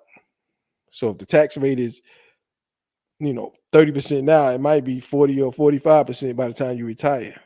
Now, as an investment, you're stacking away money. And then when you get to a certain age, you're just taking money. So you're putting it away. It's like saving your money in the bank for 30 years and then start to, it's not replenishing in any way, your 401k, and then you draw it down. And you're supposed to time it so that you use it all up the day you die. Which you can't time that. That's impossible with timberland. So if I spent the next 20 years collecting timberland, I'm gonna keep adding to my position. And then by 20 years from now, I may have, I don't know how many thousands of acres. Now, every so often, you're gonna chop your trees and you're gonna get a check. So if I'm amassing timberland for the next 20 years, by the time I'm at the end of the 20 years, when I'm 70 years old, I'll have enough land, especially at my income level, because my income and my business is going to continue to increase. So I'll be able to buy larger and larger and more tracts of land and have them in my portfolio. Then pretty soon, every quarter, there'll be a part of one of my tracts of land that needs to be thinned or harvested, and I'll be getting large checks. Now, the price of the commodity lumber itself, based on inflation, is always going to go up. It's just like real estate's always going to go up, even though because property real estate is so manipulated because it's so financialized. Timberland is more. It's not the same kind of investment. Then on top of that, because timberland is considered a farm, there's additional tax advantages that you get for farming. So it's tax advantaged. And then as a legacy asset, if I die and I got 10,000 acres, that's money of passive income that's immediately available to my descendants or to whoever I will my property to, that they can live off. Because if I spend the next 20 years acquiring timberland, by the time and I'll probably just keep doing it for the rest of my life, by the time I'm ready to check out, I've acquired a whole lot of land, and it'll be producing income, and it'll require just a little bit of management, but mostly you have management consultants who do the stuff for you, and they take a percentage of they take like I think 10% of the sale price. So if you sell 50,000 worth of timber, they'll get 5,000. You know what I mean? So my boy was saying he just got a $30,000 check, and he gets those checks periodically, and he's never bought land. He just inherited that. But I've been over there. I've known my boy for some years. We went to college together, and he repeatedly has been getting these checks. You know what I mean? So I was like, I feel as that would be a superior, for my income, especially, that would be a superior retirement portfolio for me, more so than a 401k or IRA or whatever else. I mean, just like you could borrow against your 401k, you can always borrow against your land if you get in a jam where you need money. Not something that I think I would do unless it was going into something productive to improve the land or to make the land make more money or be in better shape. But pretty much I wouldn't be expecting to borrow against. Like, I'm never gonna, unless it's an emergency, my house is paid off, I'm never gonna borrow against my house. Right now I got over $600,000 worth of equity in my house. I can borrow. A bank would love to lend me money to take some of the equity out of my house. I'm not doing it. I would only do that in the case of an extreme emergency or an extreme opportunity where I could borrow a few $100,000 and get in on something that's going to be like crazy valuable in the future. So, hold on, let me see. And I'm not going to be on much longer, but let me see.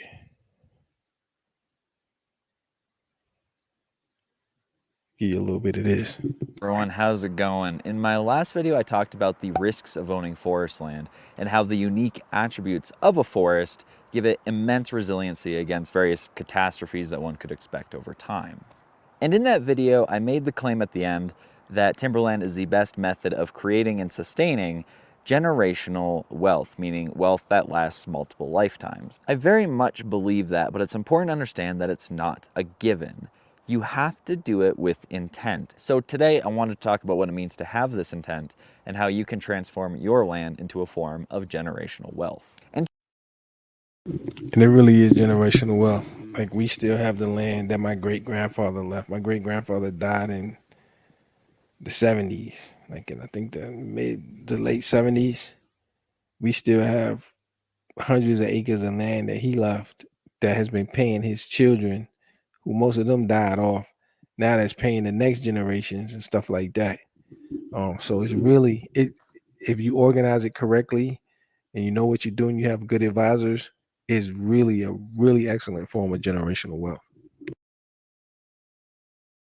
to do that, I want to introduce a concept developed by an author by the name of Simon Sinek. Now, you may have heard of him. He's pretty popular in corporate spheres. And a lot of the stuff coming out of corporate America can be pretty vapid, but he actually has some very real substance to the stuff he writes and says. So he has this concept of a finite game and an infinite game. A finite mindset and an infinite mindset. A finite game, simply put, is a game in which the conditions of victory are clear and defined. An infinite mindset, on the other hand, is a game where there are essentially no conditions for victory. It's infinite. Now, most games we play in life are finite games, both because they're practical and also they're more enjoyable or more fun. More precisely, they're dopaminergic. So think of a game of Connect 4. You play Connect 4, you get into the game, and then you connect your 4. And you might get a little rush of dopamine, but then it's over after an hour. You don't care because it's just a game of Connect 4. Now, of course, Connect 4 is an actual game, but when I use the word game, it can also refer to things like projects or tasks, like building a shed, buying a house, or even your entire career, assuming you have a retirement date and retiring is your goal. And these games are important for a lot of reasons. Firstly, because they give us a win every once in a while, and God knows life doesn't hand them out too often, so it gives us a little bit of motivation to keep on going. And of course, they can help us progress in other longer finite games or even ideally infinite games. But importantly, once the conditions of victory have been fulfilled, that finite game ceases to matter, and the high you get from that win starts to diminish. Now, that high could be more a sense of accomplishment, or it could be concrete, like some cash. You know, you can get one injection of cash, but that's not going to sustain you for the rest of your life. You have to keep getting more cash. And so you could broadly call this value, whether or not it's a sense of meaning or actual cash. Finite games have a very limited amount of value that they can give you. And so people tend to turn to infinite games to get more value. So what are these infinite games that provide the most value? Well, they can be things like family. They can be things like religion or a set of ideals, something you're constantly striving for or building. You can't win at family. You can't win at religion, despite what some may think. These are perpetual struggles, but they also have the biggest payout over the long term. So the purposes of these games is important to keep in mind. But another crucial element is that these two games are played entirely differently. So as an example, and I don't mean to bore you with this, but it's a good example. So if you're a science fiction fan, you're probably aware that the new Dune movie came out. And my friends and I are Dune fans, or at least my friends aren't. I'm just kind of along for the ride. And so we all got together and played the Dune board game, which is incredibly complex but very fun. And importantly, this is a 10-turn game. It only has 10 turns, and then it's finished. And then either before the 10th turn, conditions of victory are fulfilled, or at the end of the 10th turn, there are people who basically just win through attrition. And I actually won this game, and I won at turn 8. But importantly, I did so by strategically exhausting all of my resources. You have to capture 4 out of 6 cities to win the game, at least for the faction I was playing as. And I had 1 unit left on all 4 cities by the time I won. It was completely indefensible, assuming the game would continue. But it did not continue. The game had a set of victory conditions, and I fulfilled those conditions. The game ended. It made sense to completely exhaust all my resources. And I thought that was odd. I thought it was funny. I was like, oh, that's kind of stupid. Like, it's a strategy game, but that was a stupid strategy. But if you actually think about it historically, there's some congruency. So for example, if we were to look at World War I or World War II, the bloodiest battles of those wars, or many of the bloodiest, were fought exactly when we knew who was going to be the winner and who was going to be the loser. Why did we firebomb Tokyo in 1945? Why did the Germans send their children out to die in the Battle of Berlin in 1945? The answer, of course, is that we were approaching turn 10. Why does it seem like presidents make decisions with clear and identifiable consequences that won't come to pass for a decade or two? Well, they only have 4-year terms. Finite games inherently disincentivize conservation. So now let's look at forestry, and perhaps you know where I'm already going with this. You can technically play forestry as a finite or infinite game. As a finite game, you can cut it and shut it, fell it and sell it. But as an infinite game, you can nurture, harvest, regenerate, improve, and pass it on. All you have to do is eliminate the conditions of victory. Stop seeing the forest as a single rotation and see it as perpetuity. You turn yourself into a perpetual caretaker. So if you want the answer to the video title, there it is. That's how you turn any parcel of forest land, no matter the size, into a piece of generational wealth, into an heirloom. You eliminate the conditions of victory and you just care for it forever. And then you make strategic decisions knowing that that's the case. Not what will this get me in the next harvest, but how will this affect the forest in the long term? How will this affect the next generation, the next cohort? And if you can do that, you're really going to reap the full rewards of forest ownership. And that's why for me it's preferable. And I never could articulate it the way that he did. But when I look at Bitcoin, the only way I can profit from Bitcoin is if I sell it. So basically, I have to destroy the asset in order to get the gain. You know what I'm saying? And with forestry, I can purchase land that will produce. Now, if I want to increase my income, I buy more land. I improve all the land that I have. And I manage my harvest, which is my yield or my income from the land, so that the income comes in increments that can sustain me. Once I get that going, which might set me, this is like you build up all these years by putting in it, contributing to your 401k. You're building, you're adding. When it's time for you to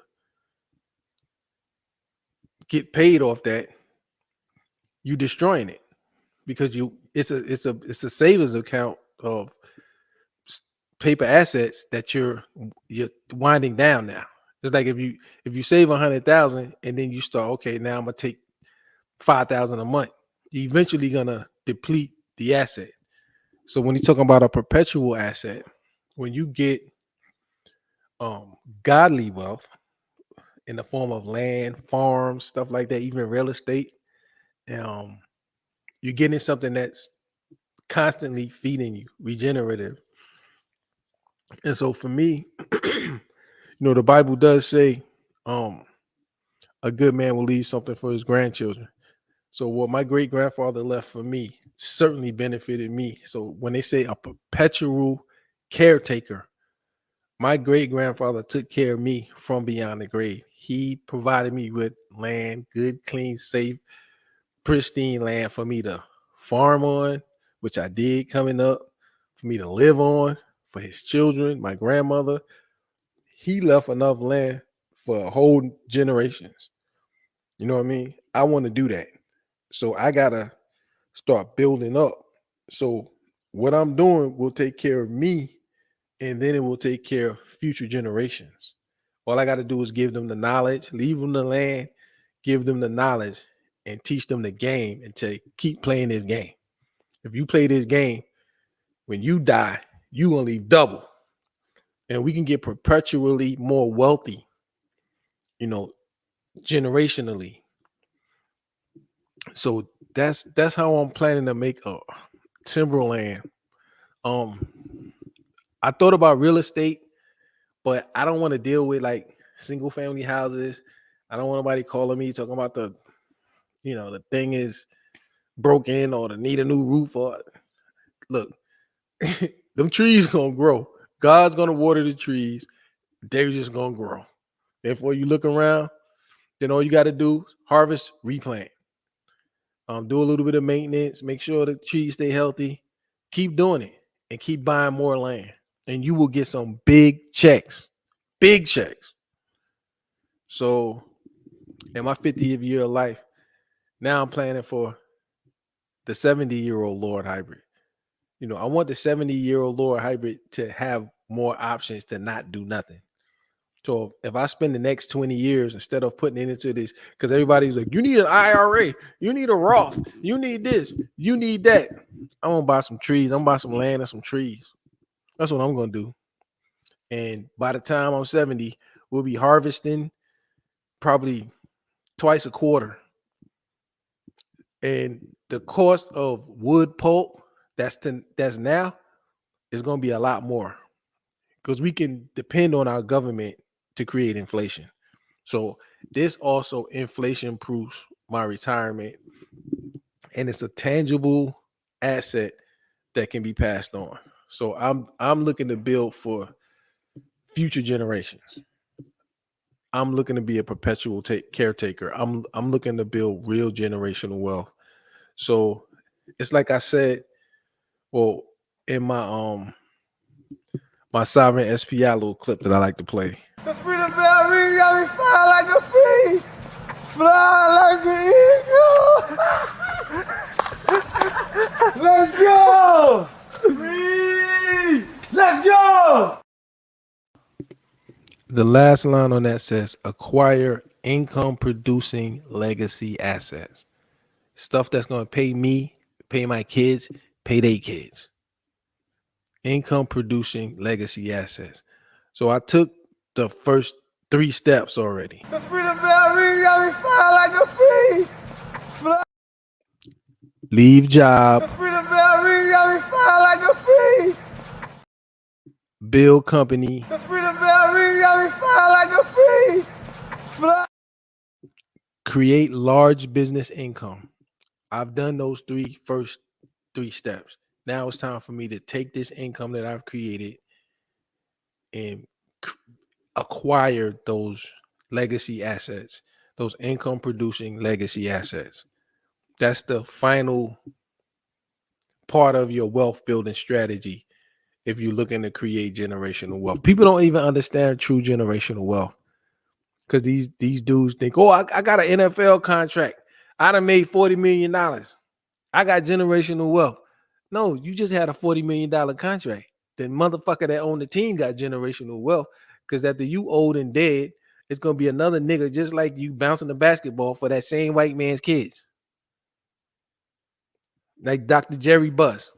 He got LeBron James bouncing the basketball, dunking, making his daughter rich. Jeannie Buss. Her kid's going to be rich. LeBron's, he about to go. There's going to be another nigga, big, tall, strong nigga dunking the basketball for those white motherfuckers. But LeBron said, hey, I got generational wealth. I don't know what LeBron got, but I know Jeannie Buss got generational wealth because Dr. Buss left it to her. Okay, and you still got big, tall, strong niggas jumping up and down for her. I'm trying to be like the white man.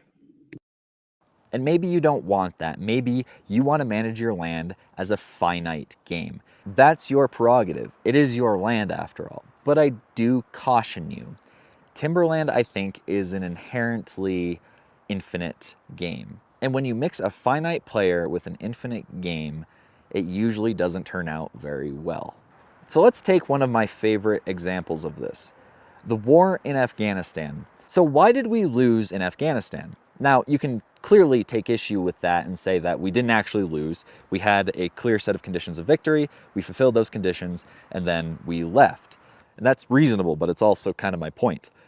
We went in there after 9/11 to find Osama bin Laden, or at the very least prevent Al-Qaeda from being protected. And in doing so, we had to fight with the Taliban. And eventually we were able to find that Saudi national in Pakistan, but we were still fighting the Taliban in Afghanistan. And after a while, we kind of just lost our will. We didn't know why we were there. And so the American public became exhausted of war, and a president decided to remove our presence from that country. The Taliban, they were playing a much more infinite game. They had nationalistic religious motivations. And so as soon as we lost our willpower, they just came down from the mountains, and the Afghan security forces, who apparently didn't have any motivations at all, they basically surrendered, and the Taliban was able to take Kabul very quickly, as you all know. But the interesting thing about that is it was almost a repeat of history. The Mujahideen, who were kind of the predecessors of the Taliban, were able to win against the finite Soviets back in the 80s. So in a very real way, the same people were able to outlast world powers simply because of the difference of infinite and finite games. A finite player in an infinite game is always going to be at a disadvantage at the very least. A finite player in religion is called a hypocrite or a Pharisee or something. A finite player in a marriage is called a divorcee. And a finite player in the world of business is called bankrupt. And there are definitely parallels to be had in forest land. Now, one thing I didn't talk much about in my last video about risk, which might seem odd, is diversification. And there is a very clear difference between the methods of diversification between most assets in forest land. So most assets are diversified quantitatively. If you own one stock, eventually over a long period of time, that business will go bankrupt or something will happen to that business where the stock will go to zero over a long enough time period. And so you have to get enough businesses so at any given time the risks of all of them going to zero is as close to zero as possible. The same thing can be said of nations and bonds. Bonds, of course, have a maturity date, but over the long term, every nation is guaranteed to fall. Forest land is different. You can, of course, diversify with acres. You know, the more acres you have, the less chance there is of something happening to a given acre, but that doesn't really diversify you economically. You can still have a downturn that affects all the acres. And so forest land is diversified temporally. Over a long enough time period, even if a catastrophic fire comes through, timber will return to the land. So if you're a finite player looking at only one rotation or 30 years or whatever it happens to be, you're missing that key element of diversification. And you're essentially forfeiting most, if not all, the benefits of forest management and forestry. And the game you're playing really isn't about forest management, it's really about arbitrage or maybe maturity like a bond or something. It's fundamentally different, and that game can be played. You can profit off of that game. I'm not going to say that you can't, but to be honest, there are probably better finite games to play. So if people are interested in getting into Timberland, I highly encourage it. It can be rewarding in so many different ways. But if you are playing a finite game, I would know what you're getting into. It's not as simple as you might think. Look, it's just like real estate. You got the most successful real estate people long term, they just buy real estate and hold it and rent it. Then you got the flippers. Flippers make money for a while. They make money in certain conditions in limited cycles. So when the real estate's going up and it's hot, the rates are low and the lending standards are low, oh, they can eat. Buy a house, catch a good deal on a house, 100,000, sell that motherfucker for 300,000. Do it again.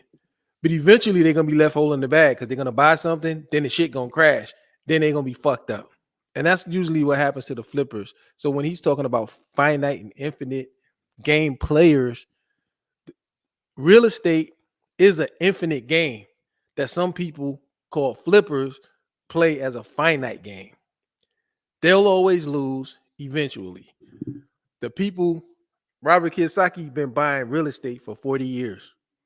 Buying it, holding it, buying it, holding it. He occasionally sells if there's a trend or he sees a better opportunity, so he wants to liquidate an asset to go into another asset, he'll do something like that. But mostly he buys and keeps, and he's gonna leave all of that infinite wealth to an institution or a person or somebody else who can benefit from him. So basically, remember that old song? Papa was rolling stone. Wherever he laid his hat was his home. And when he died, all he left us was alone. He left him alone. He didn't leave him shit. He didn't spend his life building. And when you on that beautiful hill in that pretty box and they about to put you in the dirt, what you left is going to be how they measure you. And so you got all the game ninjas talking about, I fucked 1 million bitches. When you sitting up in that box getting ready to get put in the dirt. If you didn't leave your kids nothing, they're not really gonna be that sad. If you left them something, they're gonna be like, you gonna just like me. My great granddaddy on my wall to this day. In every house that I live in, he's in my bedroom on the dresser. He's on my wall in the living room. He's the biggest face because he's the most man that did something for me in my life. And he was dead most of my life. He never could call my name because he had a million great grandchildren, and he was 80 something going on 90 years old when he died. So he knew I was one of his one of his descendants running around the house when he was sick in the bed about to die. That's the only time I got to be around him. He couldn't call my name. He didn't know. He knew I was one of his, but he didn't know exactly which one. But his picture's on my wall. And even though he was dead most of my life, he probably died when I was 5 or less. This man took more care of me than any other man in my life, including my own father. See what I'm saying? So when you talk about being perpetual or infinite, my great grandfather's infinite, and he's still taking care of Negroes. Negroes still live on his land.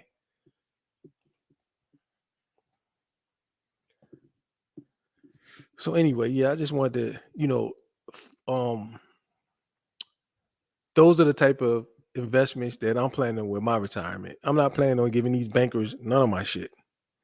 I'm planning on taking my money and converting it into something that's going to create infinite returns generationally. So I'm not just thinking about how much money I can get when I'm 70 and when I'm 80. I'm thinking about how much my grandkids can get. You know what I mean? And let me see.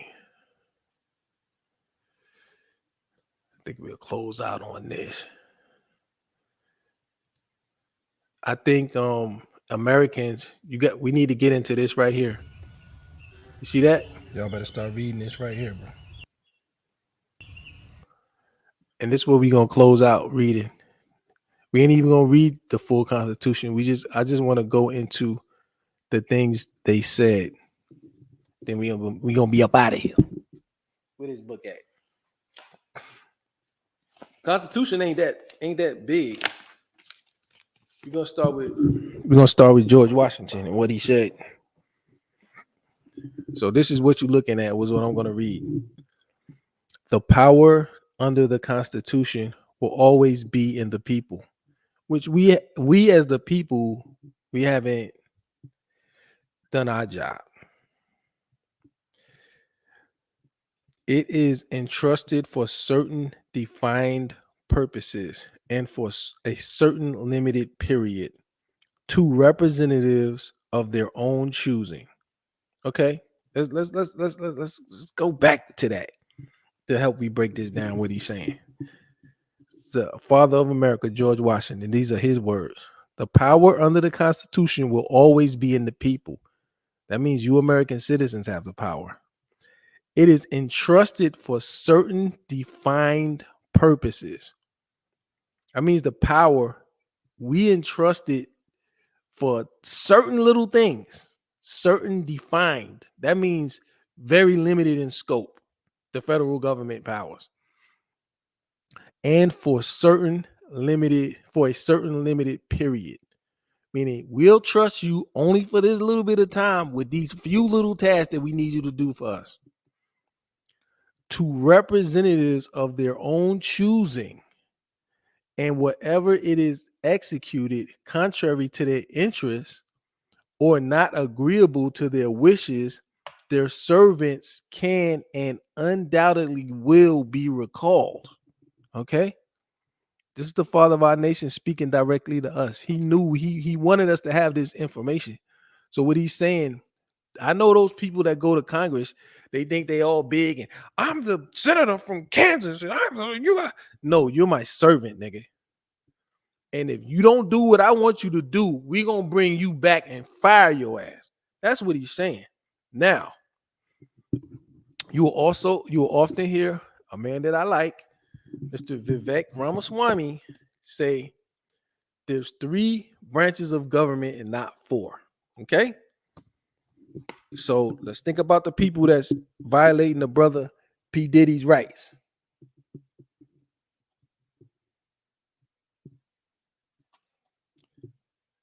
And it says,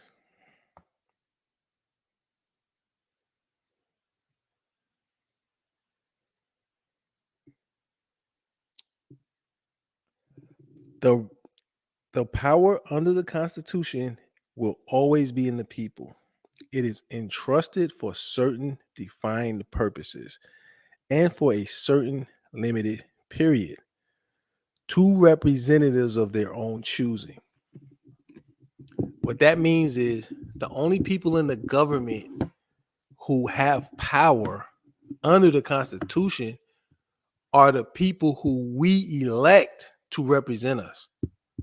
So when you think about the people who leaked P. Diddy's video of him fighting with his girl, did we elect any of those people? Did we elect Fauci? He the one that made us take the vaccine. Was he elected? No, he wasn't elected. So he has no power according to what the father of our country said. The power under the Constitution, the power. So we're talking about the power. Who has power? The power under the Constitution will always be in the people, meaning us. It is entrusted for certain defined purposes, to say very few reasons, and for a certain limited period, for a limited time, even though Biden been in there forever, to representatives of their own choosing. I don't remember choosing Fauci. I didn't choose the head of the FBI, the DEA, the ATF. Those people, George Washington didn't say they had no power. The Constitution doesn't say these people has any power. Yet, and those are the people that's doing all the bad stuff. I don't see nobody in Congress raiding people's homes. I don't see no people in Congress who have to be elected who are accountable to us. They've shifted. The problem with our federal government is they have shifted the power from our elected representatives to bureaucrats who are not accountable to us. So you can find this thing with now every bureaucracy was created by the elected people. So somebody, a president or Congress or somebody created these agencies. Now those agencies are under the authority of the Congress. But just recently, the dude that's over the Department of Justice or the FBI, one of them cats, I think it was the Department of Justice, the Congress said, yo, them papers that, we want to see the papers with what's his name? With Biden, with the damn something they was looking into him for. I can't remember. And the head of the Department of Justice was like, well, in the normal course of business, y'all got the right to do this, but in this sense, y'all can't. We ain't giving it to you. So if you at your job and your boss say, hey, Bobby, I want to see that email. You say, well, normally you can see that, but we ain't letting you see it. No, you can't see it. It don't work like that. So there's too many people in the government, and the vast majority of the government is not the elected officials. The vast majority of the government are unelected people who don't exist in the Constitution that don't represent us. So how do they have power if they don't represent us when this document says only people that have power for a specific defined purpose in a limited amount of time, these people can stay in these positions for 40 years, unelected. They don't have to answer to the Congress, and they don't answer to us. Where they get their power from? This is the problem with America. This is what's going on. There's people who don't legally have power who are using power that they don't have against us. That's what George Washington said. Thomas Jefferson, on every question of construction, let us carry ourselves back to the time when the Constitution was adopted. Okay. So that means anytime there's something going on, let's go back to the Constitution in a time and what we think they was thinking. So on every question of construction, let us carry ourselves back to the time when the Constitution was adopted. Recollect the spirit manifested in the debates, and instead of trying what meaning may be squeezed out of the text or invented against it, conform to the probable one in which it was passed. That makes a lot of sense, and that's very important. So you got all these legal scholars, and well, the Constitution says this, so we can do this. Thomas Jefferson said, just go listen to the debates. Go think about what was important to the founders. Go think about the spirit of the Constitution and what we wanted to protect against. And the number one thing they wanted to protect against was over excessive power in the federal government. They wanted a small, very limited federal government, and they basically wanted states to have more power. They wanted a decentralized government. And we have allowed it to turn into a big central bureaucracy that's sucking the life out of our country. And we're going to go down to the Federalist by Alexander Hamilton, John Jay, and James Madison. Then we're going to get up out of here. The powers delegated by the proposed Constitution to the federal government are few and defined. Remember, you see that the overarching thing was power to the feds is very few and defined. They didn't want this big, ugly, corrupt federal government that we have today. If these guys saw what was going on today, they would not approve in any way. They would say, what are you doing? Diddy's an American citizen. Why are you leaking? Who told you? Who are these guys? We didn't create those guys. Who are those guys that's going in there violating this Americans' rights? Why are they doing this to a former president? Why you got to go ask these dudes, can you do something? Did y'all elect them? We only gave you 50 two senators per state, and then we left you for the representatives, 435. Who are all these other millions of dudes, and why are they doing all of this stuff? And who's checking them? We didn't create this. We created the Congress, which is the legislature's branch. We created the president, the executive, and we created the judicial, the judges and the court system and the Supreme Court. Who are these other guys? Who is this ATF, this FBI, the NIH? Who's this dude Fauci? Did y'all vote for that guy? Why are you listening to that guy? That guy got no power. We didn't give him no power. That's what they would be thinking. And we don't went real far away from what we are. And if we don't get it under control, it's going to destroy us. They already tried to poison us. They're making diseases to try to make you sick. They're making shots that you put in your arm to make you more sick and killing you. They will be saying, who are these guys and why are you listening to these guys? And we left you a book. Why you're not reading the book? Read your Constitution. If you read your Constitution, you will know that this is not right. Y'all got to get rid of this.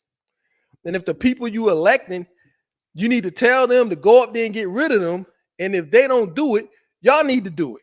You can't let these people take over. That's what the founding fathers will be saying today. And most of you never read your Constitution, so you don't even know your rights.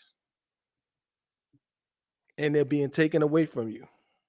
And Diddy, what they're doing to Diddy is proof of that. Because it ain't not one elected official that's doing that. It's the unelected, unaccountable, entrenched, corrupt federal bureaucracy that's doing this to American citizens. And we sitting up here talking about lock him up. I hope Big Freddie raped you.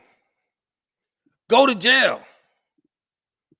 Ooh, he going down. When the feds come, they got a 95% conviction rate. Why the feds don't even have a charge on this man? Why they bringing a tank to an entertainer's house? Then when the dude's beating up people on the streets and robbing them and stabbing them, y'all letting them out. Who's making you do this? Who y'all reporting to? Because I don't care about Diddy. What's going on? Anyway, that's all I gotta say, man. I mean, I'm getting into my Constitution, man, and I'm really trying to understand it.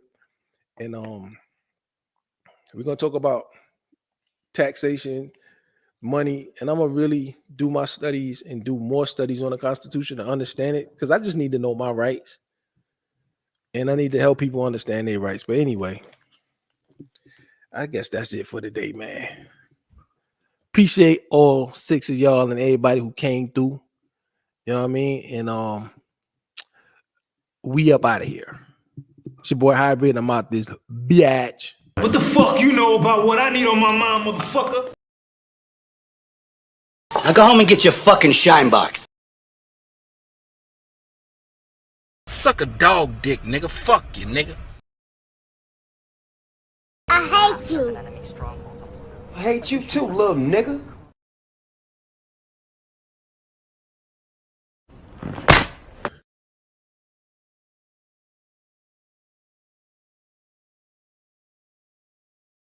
Get my money, you cheap bitch! I told you this, nigga, 2 years ago, you was gonna get left. Because I told you last night don't be fucking smoking if you ain't got my fucking money. I told you that shit last night, right? If you ain't got my money. Ain't nobody slinging no dick in here but Big Daddy, because he's the only one paying bills. Right. Shout out big respect to Taliban. They just kicked all the Afghan women out of the colleges and workforce. They may have just saved the family. What the fuck? Yo, what the fuck? This nigga wildin', bro. Lord Hybrid. Yo, this nigga, bro. Raiden. God of Thunder.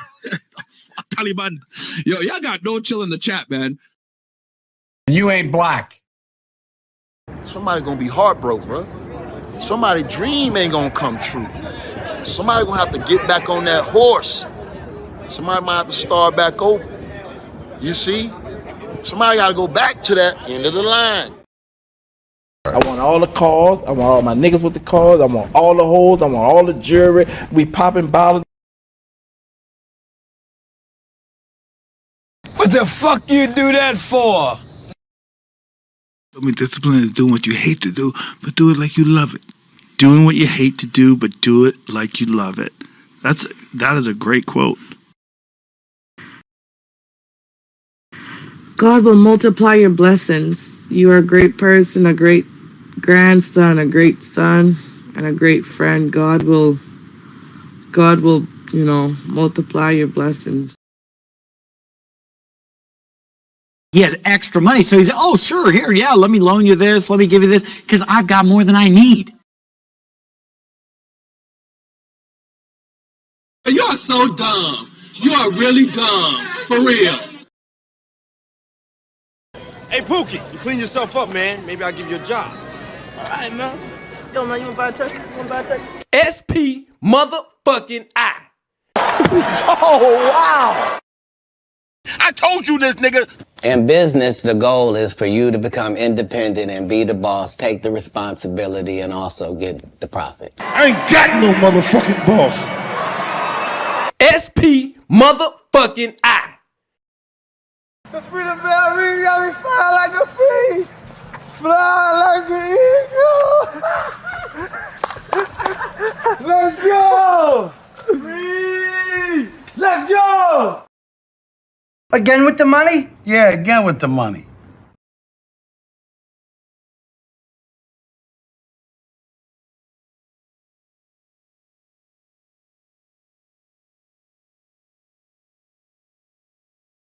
But if you believe in God, believe in SP motherfucking I. believe in that, for real.